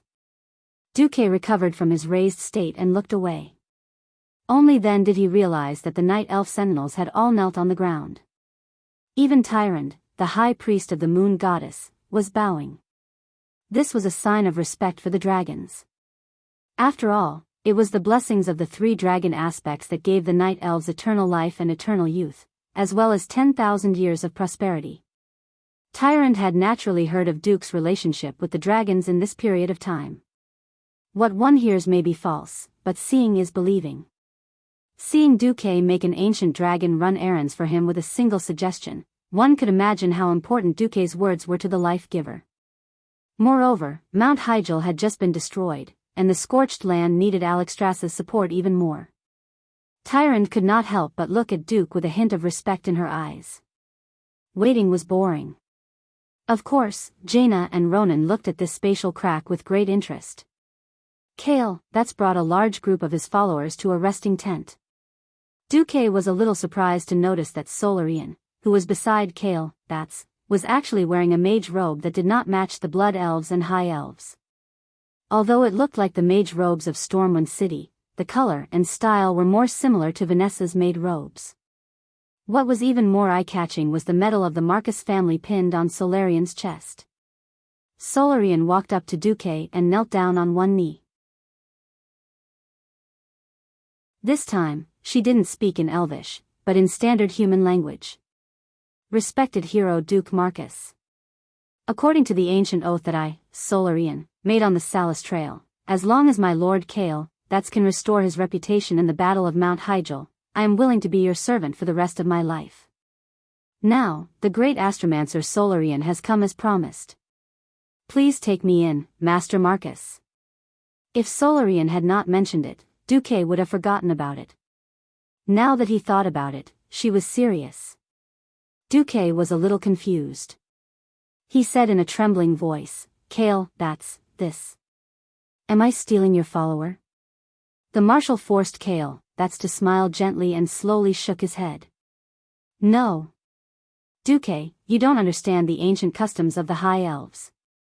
If a follower can use himself as a price in exchange for a new life for his master, this is a great honor for a follower. Not only Kale, but Caponia, Tyrannicus, and other followers behind him also nodded at the same time. Caponia had tears in her eyes, but said with a smile, Lord Marcus, we are actually very envious of Solarian, who can make such a great contribution to our master who is in a desperate situation. Although we are more grateful to you, Lord Marcus. As she spoke, she was already sobbing.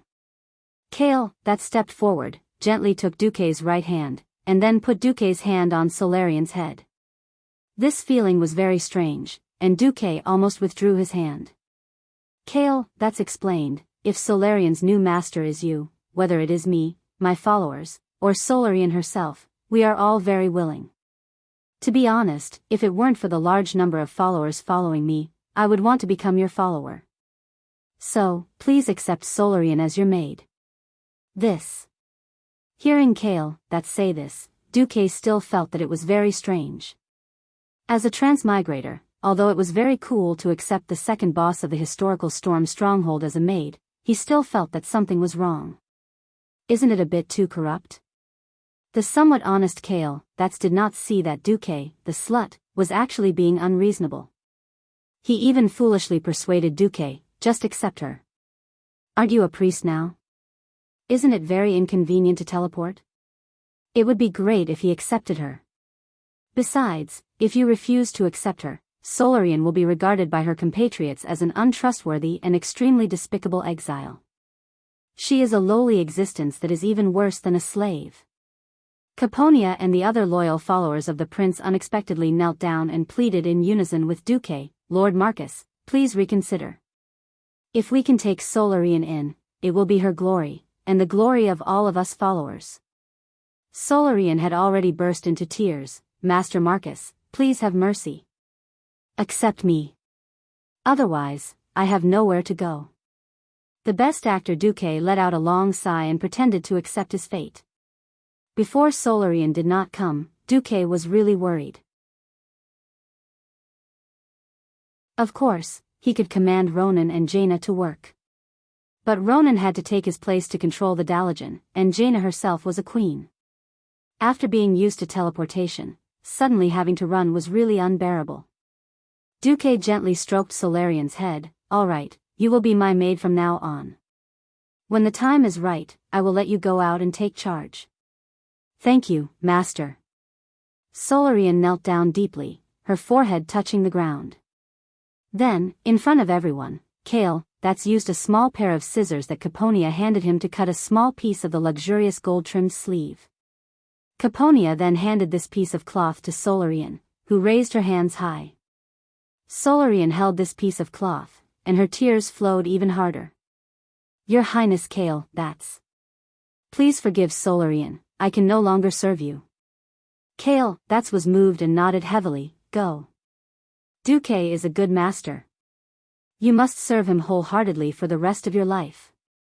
If you betray us, let alone the Marcus family, we will definitely hunt you down, even to the end of the universe. Yes. I will.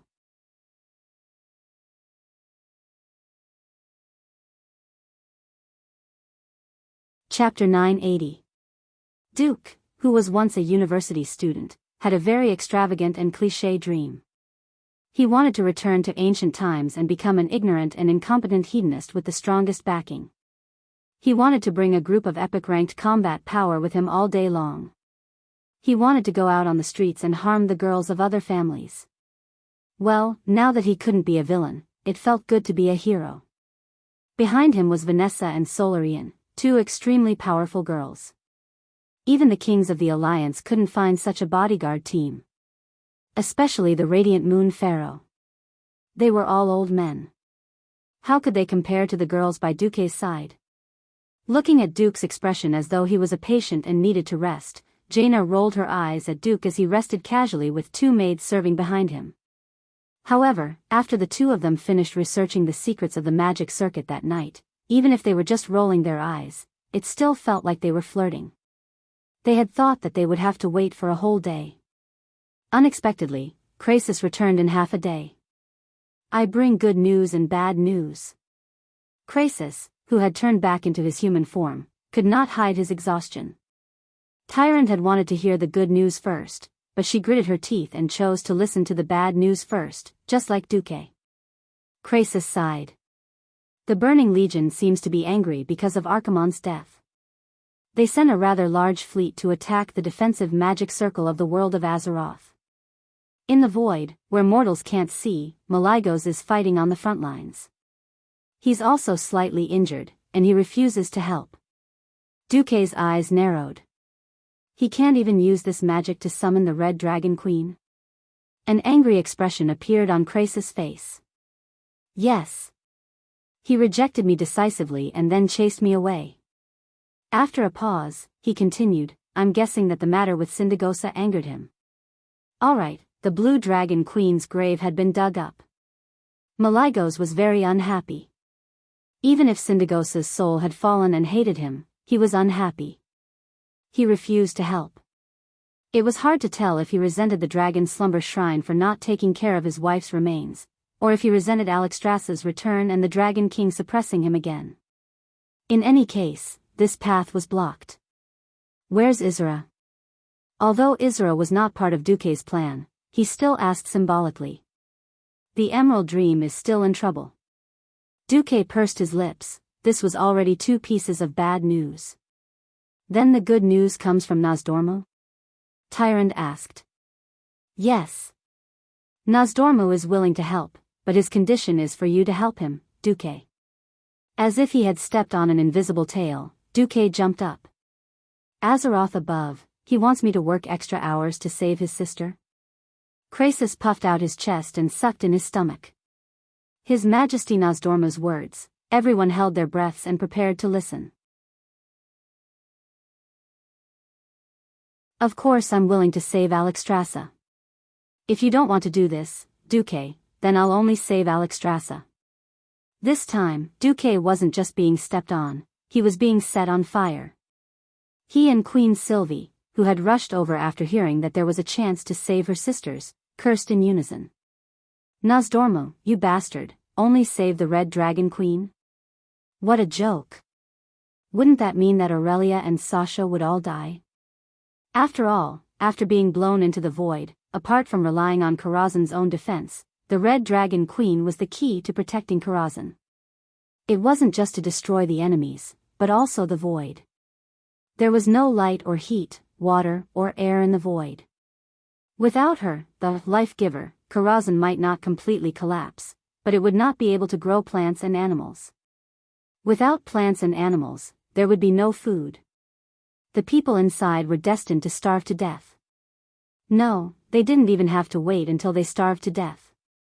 Without plants to absorb carbon dioxide and expel oxygen to circulate the air, everyone would suffocate to death. Nozdormu was simply threatening Duque. Originally, Duque's anger was rising, but it was suddenly extinguished by Krasis' words. His Majesty Nozdormu also said that he has cleaned up your mess enough times. This time, you have to help even if you don't want to. Otherwise, he won't stop certain existences. In the ears of outsiders, this sentence was a little nonsensical, but in Duke's ears, it was a little horrifying. Who wouldn't stop? Wasn't it those guys who came back from the future to fix history? The guy who turned history upside down was none other than me, Duque glanced at Savannah's, who was still alive and had not become a Forsaken. He then looked at Kale, who didn't know why Duque was looking at him. He then looked at Vanessa and Solarian, the bosses who should have died tragically. Duque suddenly sighed. No matter what, he was the one who messed up history. Twisting history felt so good. He would be in tears when he paid the bill. Okay, now you're suffering, right? Duque went all out in grief and indignation. Okay, stop talking. I'll go, okay? Hearing that Duque agreed to jump into the pit, Krasus also let out a long sigh of relief. Although he could save his queen no matter what worried him the most was the thing that Nosdormu gave him. Krasus took out a piece of dragon scale fragment with a dim yellow glow and placed it on the table. What His Majesty Nosdormu asked you to do is all here. Please gather an elite team to help. Of course, for your peace of mind, His Majesty will first pull Karazhan back from the void and seal this spatial rift before you go. As soon as Krasus finished speaking, Queen Sylvanas rushed up and pressed her fiery red lips against Duque's. Immediately, a series of passionate kisses began. Duque. Thank you. Thank you. Queen Sylvanas's longing for her sister had long ago made her forget everything else. Duque smiled happily. Your sister is also my woman. Queen Sylvanas said a little coquettishly, I don't care, I'm happy anyway. Krasus looked at Duque enjoying himself and was also very envious. He didn't want to disturb Duque. The ceremony is set for 8:00 tonight. I'll go and prepare the magic circle first. At this time, a group of druids came in a majestic manner. Although it was only the first time they met, Duque immediately recognized the guy leading the group. It was the archdruid Fandral Staghelm, who was famous for protecting his followers to the point of madness and eventually fell.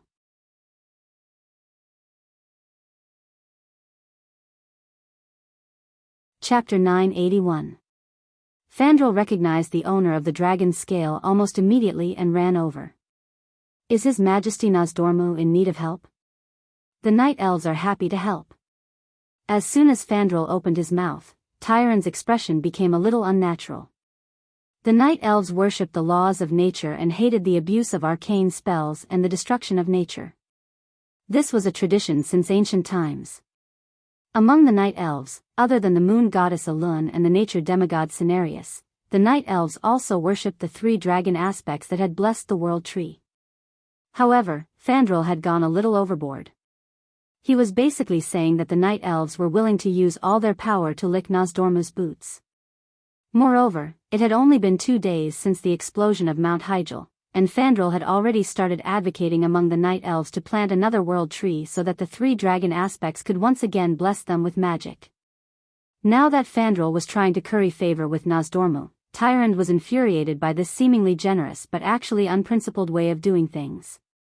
After all, in Tyrande's eyes, everything had to be prioritized. The first thing the night elves had to do was to eliminate dangers, such as eliminating the demon army and removing the spatial cracks. Only then would they have to rebuild. Now that both sides had not been done, Fandral had jumped out and said that he would unconditionally support Nosdormu's operation. Please, you don't even know what Nosdormu is going to do, and you're saying that you're going to support the entire night elves? No matter how good-tempered Tyrande was, she could not hold it in any longer. However, she could not do anything because during the years when Malfurion was wandering in the Emerald Dream, Fandral, as Malfurion's eldest disciple, had actually controlled the Cenarian Circle. Even when Malfurion returned, because Malfurion was more focused on the natural domain, the mundane affairs were still handed over to Fandral. It was true that the night elves were a perverted race, but the teachings of the moon goddess and the teachings of the druids existed side by side. Hence, even though Tyrande was the high priestess, she couldn't make the night elves her own decision. Fandral made random promises, and just when Tyrande was about to say something, Fandral was slapped in the face by Krasus, or more accurately, by Nosdormu. Seeing that Fandral was about to touch the yellow dragon scale, Krasus stopped him. Sorry, the Time King has made it clear that no night elves can participate in this operation. Fandral Staghelm's complexion was so wonderful that it looked as though someone had smeared ketchup and soy sauce all over his face. Retribution should not come too fast.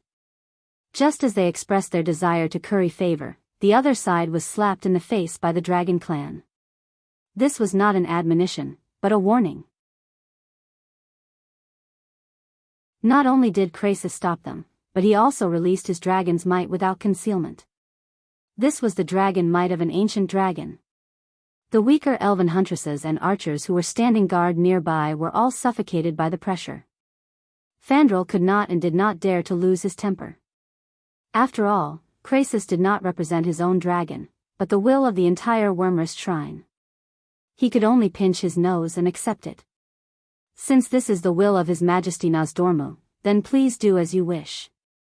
With that, Fandral actually bowed to Krasis and left with his people without even looking at Duque. From the beginning to the end, he really treated Duque and his people like air. Ronan gritted his teeth. Humph. Queen Sylvanas and Jaina snorted coldly at the same time.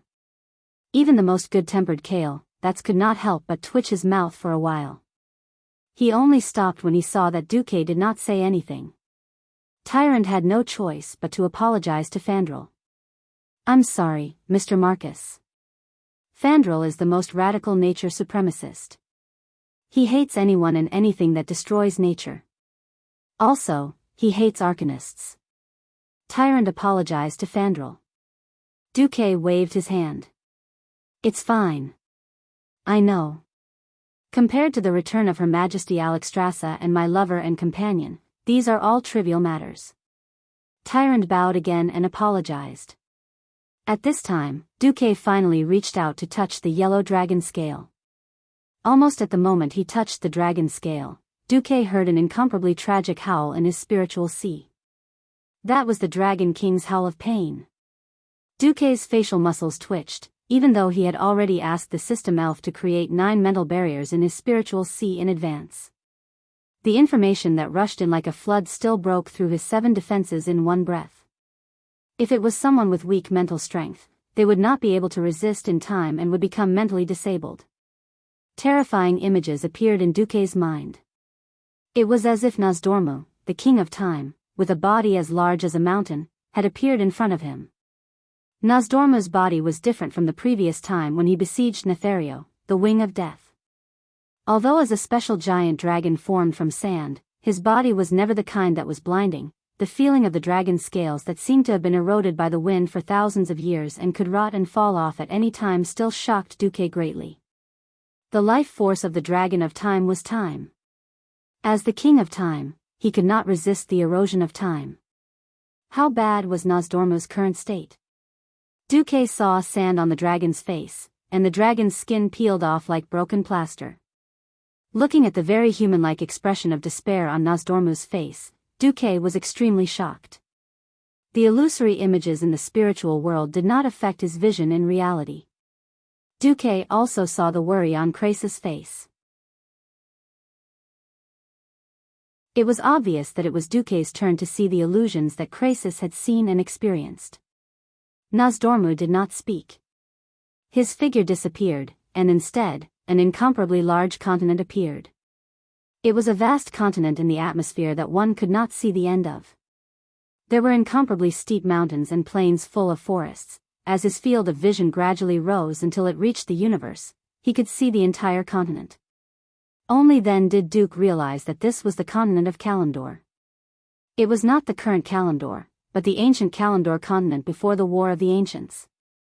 The information that came from the dragon's scale made it easy for Duque to determine that it was the source of Nozdormu's pain.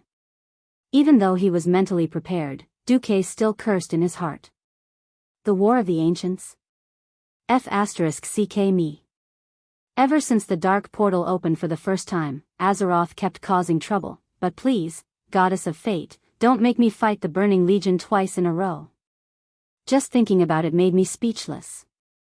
After seeing these images, Duque suddenly returned to reality.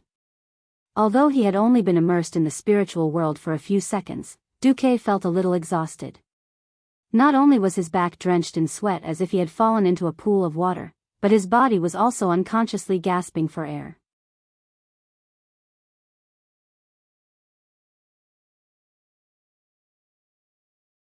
Chapter 982. If it was just a simple message, Nozdormu wouldn't have created such a terrifying mental strength test. After all, even though Duque had changed classes, his body and mental strength were still at the top of the pharaoh. Duque guessed that the only explanation was that the Bronze Dragon King scale was both a message and a test.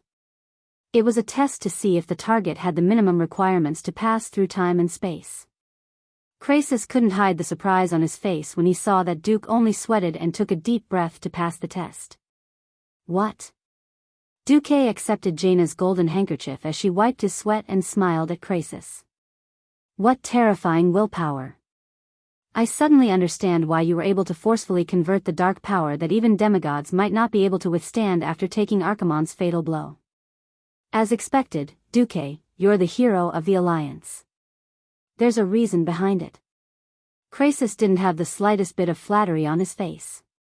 In fact, there wasn't even a trace of pretense in his respectful expression. The mental impact was indeed very strong. Duque nodded. This is a very dangerous mission, and there can't be more than 5 people. You and I will count as 2. You can pick the remaining 3. Duque wasn't surprised at all by Krasus's words. He turned his head and said, Ronan, you do it. Yes, teacher. Luo Ning bowed respectfully and touched the earthen yellow dragon scale. In the next second, Ronan screamed and fell to the ground, twitching non-stop. Everyone present wasn't an ordinary person, and they immediately realized how terrifying this mental test was.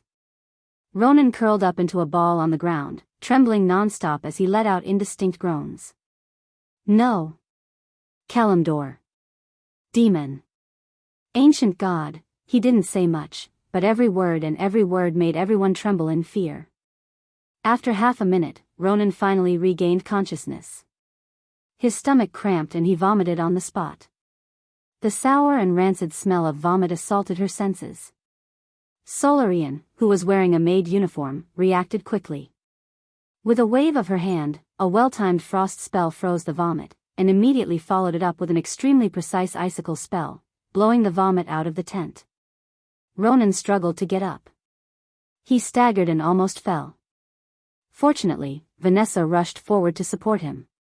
Luo Ning's entire body seemed to collapse as he breathed heavily. He smiled bitterly. I'm sorry, teacher. I've embarrassed you. Duque shook his head with a smile. No. You're great. On the other side, Krasus was already applauding. I'm ashamed. It took me a whole minute to pass this test. It should be said that Ronan is indeed a hero who experienced the Battle of Mount Hyjal. Duque had the system to separate his spirit sea, but he was still almost hit, not to mention that Luo Ning had relied on his own spirit and willpower to survive. All right. There are 2 more spots. Duque seemed to be talking to himself. Then he quickly made a decision. Please inform Sar. I need him to send a strong warrior to help. Perhaps he did not want to admit it, but at this point in time, the warrior, mage, and priest iron triangle, formed by warrior, mage, and priest was the standard. Without a strong warrior, the operation of the small team was not reliable. Of course, Krasus could transform into a dragon, but that was a tactical nuclear bomb that would not be used until the last moment. Because Krasus, who was not even born during the ancient war, had to go back to the past 10,000 years to acknowledge his ancestors. The last spot, I'll go. Servanas and Jaina stood up together, each with an expression of unwillingness to pass on the responsibility. Duque decisively rejected. I'll go because I have a secret deal with Nozdormu. I have no choice. Why are you 2 queens messing around? Especially you, Servanas. An Astrian, who betrayed Quell, the loss, is still entrenched in Lordaeron. Why aren't you cleaning up the traitor? Why are you interfering in Nozdormu's matter? No. Queen Sylvana still wanted to argue. There were even tears in the corner of her eyes. Just then, Jaina suddenly pulled Servanas back and shook her head. They suddenly understood. This was the general trend. Without world peace, there would be no peace in the country. Without a country, there would be no small family. They all understood this kind of interlocking relationship, but they could not accept it at the moment. They had just obtained the love they had been pursuing, but they immediately had to accept separation. This was indeed very difficult.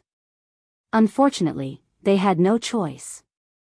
If they had fallen in love with an ordinary man, a farmer, perhaps they could hide in a place that was not affected by the flames of war and live peacefully. Their beloved Duque was a great hero of the alliance. A hero's glory and responsibility would always coexist. Jaina pursed her lips. Duque, you have to promise us that you will take care of yourself. It was rare for Duque to make a solemn promise. It's okay. I'm just going for a walk. It's not dangerous. I have proof. After saying this, he even winked at Crassus. Crassus understood on the spot. He nodded at the two queens to show that Duque was right. Yes. This time, they were indeed going back 10,000 years to stop the existence of evil from changing history. On the other hand, since the current Azeroth had not collapsed, didn't it mean that their mission to go back to the past was a success? If this was just Crassus' deduction, then Duque had absolute proof. He had definitely gone back to the past and done something unspeakable with Tyrande, causing her to act so out of character. Ah. I'm looking forward to it. Oh. No. This is so King confusing. What did I do? What did the future me do to Tyrande? Duque had a strange sense of anticipation. That kind of eagerness was like lighting a cigarette to calm down after a gas leak alarm had been set off. I digressed. But who should I choose as the fifth person? First of all, it could not be a holy knight. The power of a 5-man team was limited. Bringing a holy knight would be no different from throwing flashbangs in the middle of the night, telling all the demons that their enemies were here and that they should come and kill them. At this point in time, the Alliance and the Horde did not seem to have any Radiant Moon warlocks or powerful shamans. In fact, the most ideal situation would be a hunter or rogue. Because in Duque's memory, the 3 transmigrators had fallen directly into the forest. It would be better to have a hero with strong detection abilities. With the mentality of giving it a try, Duque let Vanessa and Lilith try. In the end, the one who passed was Vanessa.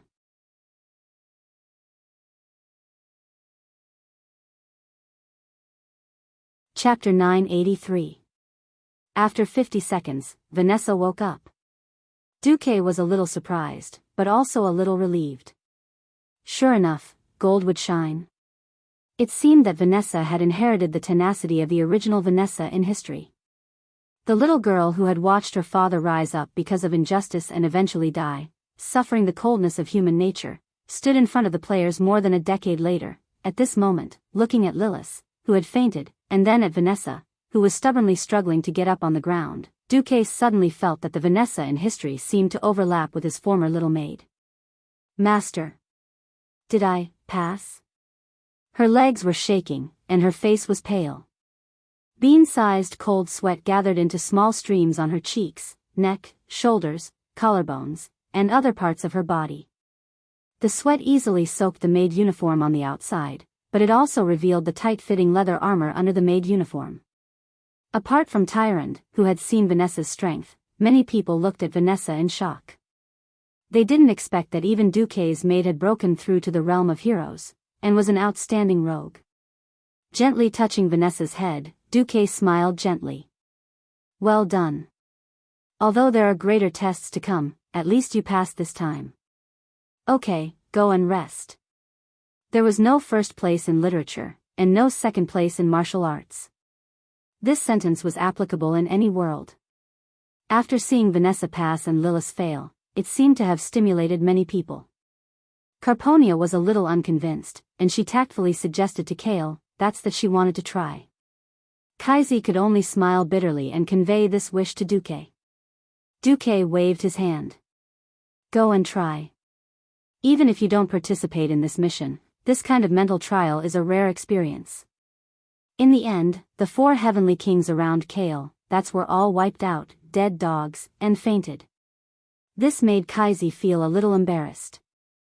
In the end, he grumbled and insisted that he go. Originally, Duque thought that since Kaiser could kneel down to his father in the sun-chasing king court, his willpower should not be too strong. Obviously, Duque underestimated the prince's desire to prove himself hidden under the gentle appearance. Or rather, after the battle at Mount Hyjal, Kale, that's had found his backbone. 42 seconds. It wasn't particularly good. It was later than Luo Ning, but faster than Vanessa. Kale, that's, who was kneeling on the ground, looked like a victor. He raised his head high with a satisfied smile on his face. It seems that for some reason, His Majesty Nozdormu didn't let me see the relevant content. He only tested me. Kale, that's panted. Sorry, I can't tell you the reason, Krasis said. Duque knew the reason. Nozdormu was afraid that the elves would return to the ancient war 10,000 years ago and become entangled with the night elves or the high elves.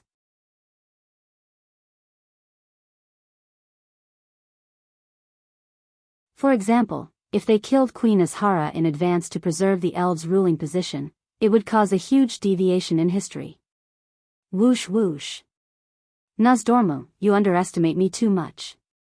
I'm Duque, the disintegrator of history. Okay, when will we get Karazhan back, and when will we start? Duque asked. You can go back to the old site of Karazhan first and wait. When I go to the tribe to confirm the last candidate and report the list of team members to His Majesty Nozdormu, the return of Karazhan can begin. Then, you and your team have 3 days to prepare. Okay. Queen Sylvie was deeply conflicted. She wanted her sisters to return quickly, but she was also a little reluctant to part with Duque. She could only press her lips hard. An hour later, Orgrimmar. Outside this brand new, unfinished city, there were huge arrow towers erected on almost all the hills. An orc saw a black dot coming from the horizon. Dragon. A red dragon. An orc sentry shouted. I've heard that the Dragonmaw clan used to ride red dragons to fly into the sky. Is that red dragon our companion, Brock? Another orc asked. Brock snorted. The orc who asked was very young. During the battle at the Dark Portal, he was still a child, so he definitely didn't know how the orcs could ride on dragons. If the orcs conquered the red dragons forever, it would be a glory to be proud of. Unfortunately, all that was left was humiliation. Brock curled his lips. Gasco, you fool. If you want a dragon to fly around with an orc, the only way is for the orc to stay in the dragon's stomach. Gasco shrugged, looking like he didn't care. Orc customs were very interesting. They only respected shamans and orcs stronger than themselves. Evidently, he and the other orcs felt that Brock wasn't worthy of that magnificent equipment. That's right, Brock was also a warrior who had returned from the Battle of Mount Hyjal. Unfortunately, he'd always been by the great chief's side. He hadn't beheaded many demons, nor had he lasted until the end of the battle against the Arkharans. Brock had lost an arm, and he'd relied on human magic to recover and reattach it. He didn't fear any enemy, but time had worn away at his soul. Perhaps because of his hunchback, he looked a little shorter than Gasco. He didn't have much hair, but it was starting to turn white. His face was covered in scars and wrinkles. His eyes had long since lost the desire of his younger companions. When he met their doubtful and mistrustful gazes, he revealed a deep sense of indignation and sorrow. Brock wanted to prove himself. Krasis's arrival had alarmed all of Orgrimmar. He wasn't here to fight, so he turned into human form 500 meters away from the unfinished city gates and slowly walked over. Thrall met Krasis at once. When Krasis explained his purpose and handed over the dragon scale, Thrall was the first to touch it. 25 seconds, the best result apart from Duque.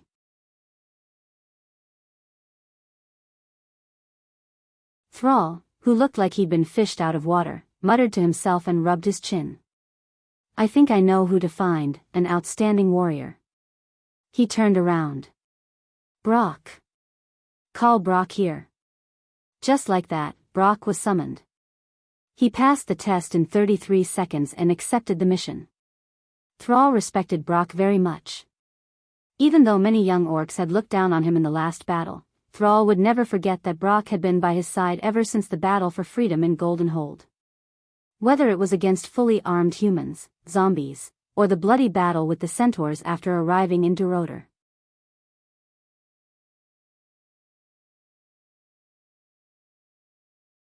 Chapter 984. Even when facing Kazak and the other demon leaders on Mount Hyjal, Brock had never retreated. He was undoubtedly a hero. When facing Kazak and the twin demon lords, he had been ordered to stop the demon commandos who were trying to help their leaders. At that time, he had wielded his warhammer and fought bravely. When his last comrade was split in half by a gargoyle before reinforcements could arrive, he had avenged his comrade by smashing the gargoyle with his hammer. Then, there was only silence all around. When Sal arrived with his army, Brock's figure, covered in scars and standing alone in a pool of blood, had left a deep impression on Sal. In Sal's opinion, Brock's name should be almost as respectable as his own. His early exit from the battle against the Arc-Herons had ruined what should have been a perfect honor. However, Sal had chosen him not only because of his strength and experience. More importantly, Sal knew Brock's loyalty. Sal couldn't send an army for this kind of mission that involved traveling through time and space. He needed a confidant who was strong enough to complete this mission for him. That should have been the case, but a fellow who gave Sal a headache appeared. A burly and ferocious figure rushed into Sal's tent and picked up Nozdormu's dragon scale without a word. Then, he passed the test in just 10 seconds. Sal's mouth was full of bitterness. For the sake of my ancestors, don't make things difficult for me. Grom Hell scream. Lord Hull panted heavily. He didn't look at Sal, but instead looked at the elf-looking Krasis. I heard that Duque will go too. When Krasis said the word, yes, Sal's head hurt. Then I'll go too. Lord Howl was resolute and unquestionable. The tribe needs you more, Sal tried to explain. What do you need me to do? Kill those demons who are running around like frightened rabbits? Or kill Arthas for the humans' revenge? I heard that the Alliance cut Arthas in half at the waist last time. Grom's voice grew louder. Grom, don't forget that you're the chief of the Warsong clan. Grom slapped his chest with a loud bam. I am first and foremost a warrior, and I am an old warrior. I've lived longer than my father and my grandfather combined. In the tribe, a guy of my age would have died many times already. Do you want me to watch Duque go on a dangerous mission, and then accidentally die in the mission? Do you want me to go see the ancestors with regret that I owe Duque my life? I don't want to die owing a human a favor.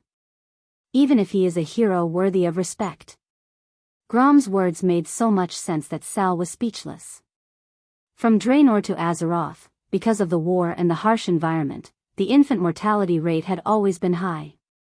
Although there were no official statistics, it was an indisputable fact that the average age of beastmen rarely exceeded 30 years old. Most of the orcs who had lived for a long time were shamans who did not need to go to the battlefield. Whether it was Brock or Grom, they were like living fossils who had experienced the Draenei War, the first and second battle of the Dark Portal, the Dalajan War against the Scourge, and the Battle of Mount Hyjal. It was a miracle. Even the strongest warrior of the tribe, Grom Hellscream, was no longer young. He was 50 years old this year. 50 years old. This was an extremely ridiculous age for an orc warrior. Sal sighed. Sal. Don't try to persuade me. If my son is still alive, he'll be in his 20s. Other than Duque's kindness, I have no regrets in this life. At this moment, Brock took a step forward. Sal noticed that Brock's fists were clenched even tighter. Brock's blazing eyes told Sal that since he had passed this test, he was willing to fight until his death. Sal might not know that Brock was still suffering from a deep sense of guilt. This guilt had almost swallowed his soul. His comrades were all dead, and only Brock was left. He did not understand. At the same time, he felt very guilty. Why did he not die bravely with his comrades? To him, living was a kind of regret, even a kind of failure. Since then, he had been waiting for a chance to atone for his sins. To atone for his sins, even to die. Now, fate had finally given him this chance. How could he give up such a chance just because Grom's status was higher? The two orc heroes did not give an inch. This made it very difficult for Sao because Krasis had specified that only one person was needed. Suddenly, Nozdormu's voice came from the piece of scale. Then send one more orc. Ugh. Nozdorm. Your Majesty. Sal was shocked. It's okay. With my strength, it's not a big problem to send one more person back. At most, I'll torment Duque. Hee. Who asked him to give me so much trouble? At the same time, back in front of the old Karazhan site on the upwind trail, Duque sneezed loudly.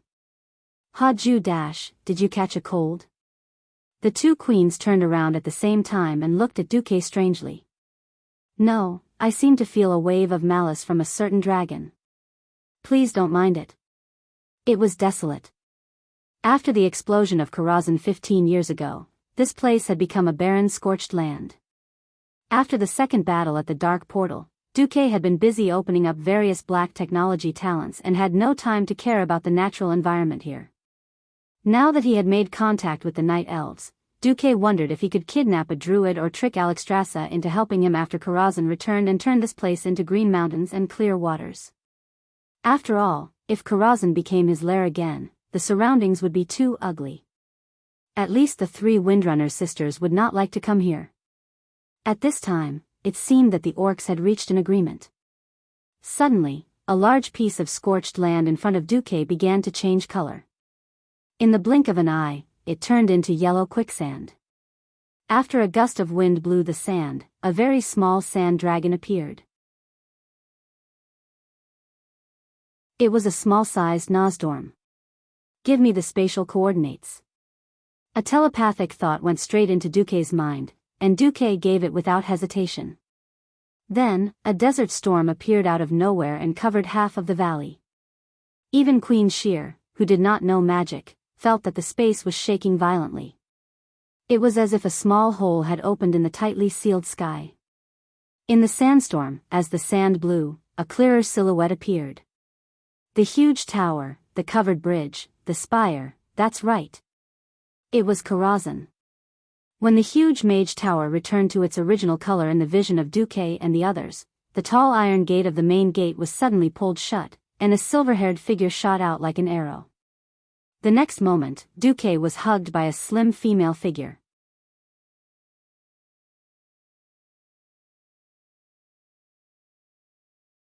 Chapter 985. Duque. Dragging the last syllable, she rushed over and buried her head in Duque's arms. When he raised his head, he saw a beautiful oval face with a pair of clear blue eyes. His nose was small and slightly upturned, and his mouth was brimming with a cheerful smile. When he stood up, his silver-white hair fell down to his waist. If it weren't for her pointed ears and slightly long eyebrows, others would have mistaken her for a human. Completely disregarding the others, Sasha leaned over and kissed him passionately. Mm. Ah, their mouths and tongues intertwined. Their noses were so close that their breaths mixed together, forming a small turbulence. The passion of reuniting after a long time was so hard to endure. If there weren't so many people watching, Duque might have pushed her down on the spot. Cough, cough. Behind Sasha, a noble, gorgeous, and dignified female figure appeared. Naturally, it was Aurelia. Instead of joining in the fun, Aurelia gave Servanas a warm hug first. Sister, yo, my Servanas, you're a queen now. Aurelia saw her second sister's crown. This is just a coincidence, the two sisters' figures overlapped. Then, Aurelia sniffed hard and whispered into Servanas' ear, yo. I didn't expect my arrogant second sister to fall for him too. Sister. What are you talking about? Queen Sylvanas panicked and wanted to deny it subconsciously. Who are you lying to? You have Duque's scent all over you. I've been with Duque for more than 10 years. How can I not recognize him? Aurelia smiled mischievously. Impossible, I've washed myself clean. In the next second, Servanas realized that she had been tricked by her sister. She blushed and widened her eyes. Sister, you're lying to me. Aurelia's smile was like a blooming dahlia. The natural closeness of a big sister, similar to that of a mother, easily infected Servanas. Is that so? After Duke first returned to Azeroth, it was easy for a woman to let her imagination run wild as she waited in solitude. We, have always been discussing. Second sister, if you are still single after 10 years, according to Duke's way of doing things, it's fine if nothing happens, but if something happens, he will shock the world. How can you continue to resist his charm? I. After saying the word, 3 times, Servanas was stunned and couldn't continue. The two sisters' smooth and warm faces rubbed against each other. Hugging her sister, Aurelia continued softly, You're so silly. You always think of finding a man, or finding a hero greater than Duque. But, there's no hero greater than Duque in this world. It sounded exaggerated, but in the first and second battle of the Dark Portal, to Azul's counterattack, to Lordaeron and Kuel Salas's resistance against natural disasters, and finally the magnificent battle of Mount Hyjal, Duque had become the real sun. The light on his body had firmly suppressed all other heroes. If it was 10 years ago, Servanas might have stubbornly refuted a few times, but now, she had no temper at all. Recalling the bits and pieces since they met, thinking of the steps of the sun-chasing king's court, the himself who pulled the bowstring in despair and the heroic figure who arrived at the last moment, Servanas suddenly felt a little intoxicated. Sister. Servanas really didn't know whether it was because she felt wronged, or because she had taken such a long detour in more than 10 years, and finally couldn't escape from Duque's clutches. Anyway, Servanas burst into tears. Okay. Oh my. It's okay. Although it's a little difficult for 3 sisters to fall in love with the same man, is it okay? It seems that we don't have to be separated anymore. In a trance, Servanas saw the figure of his deceased mother and his eldest sister. The years of separation, in addition to the pressure on her body, all burst out at once, resulting in her tears not stopping at all. While crying about her own longing, she also accused a certain Du's crimes as if she was making a snitch. On the other side, after Duque and Sasha finished their passionate kiss, they looked at the 2 sisters together with a smile. After waiting for Servanas to stop crying with great difficulty, Aurelia came over with one of her sisters in each hand, smiling like a flower. Duque. Looks like you still couldn't help but make a move on second sister. Hee hee. Duque laughed a little embarrassedly. Also. Aurelia's beautiful eyes moved, and she glanced at Jaina, who was unconsciously standing in the outer circle beside them, not knowing whether to come closer or stay away. She lowered her head and played with her 10 tender fingers, but from time to time, she would sneak glances at them. Aurelia suddenly sighed. In the blink of an eye, more than 10 years have passed. Yes. Instead, it was Servanas who answered hurriedly. Then, Jaina nodded awkwardly. She really didn't know what expression she should use to face Aurelia. Aurelia seemed to be sighing, but Duque, who was at the side, felt that there seemed to be a lot of information. That pair of bright eyes was just like when he first met her 15 years ago, filled with wisdom, kindness, and a hint of playfulness. This eldest sister of the Windrunner family slowly walked in front of Duque, her affectionate eyes filled with endless love and tolerance like the sea. Gently holding Duque's face, she gazed at this little man whom she both loved and hated. Sweet memories of the past also floated up in her mind, flashing through her eyes. Jaina, please come over for a moment. Aurelia pulled Jaina over, and then smiled brightly. Duque, no matter what happens in the future, you have to promise to treat all of us equally, okay? Understood. Don't forget to invite little sister Elugia to join our family feast later. Of course.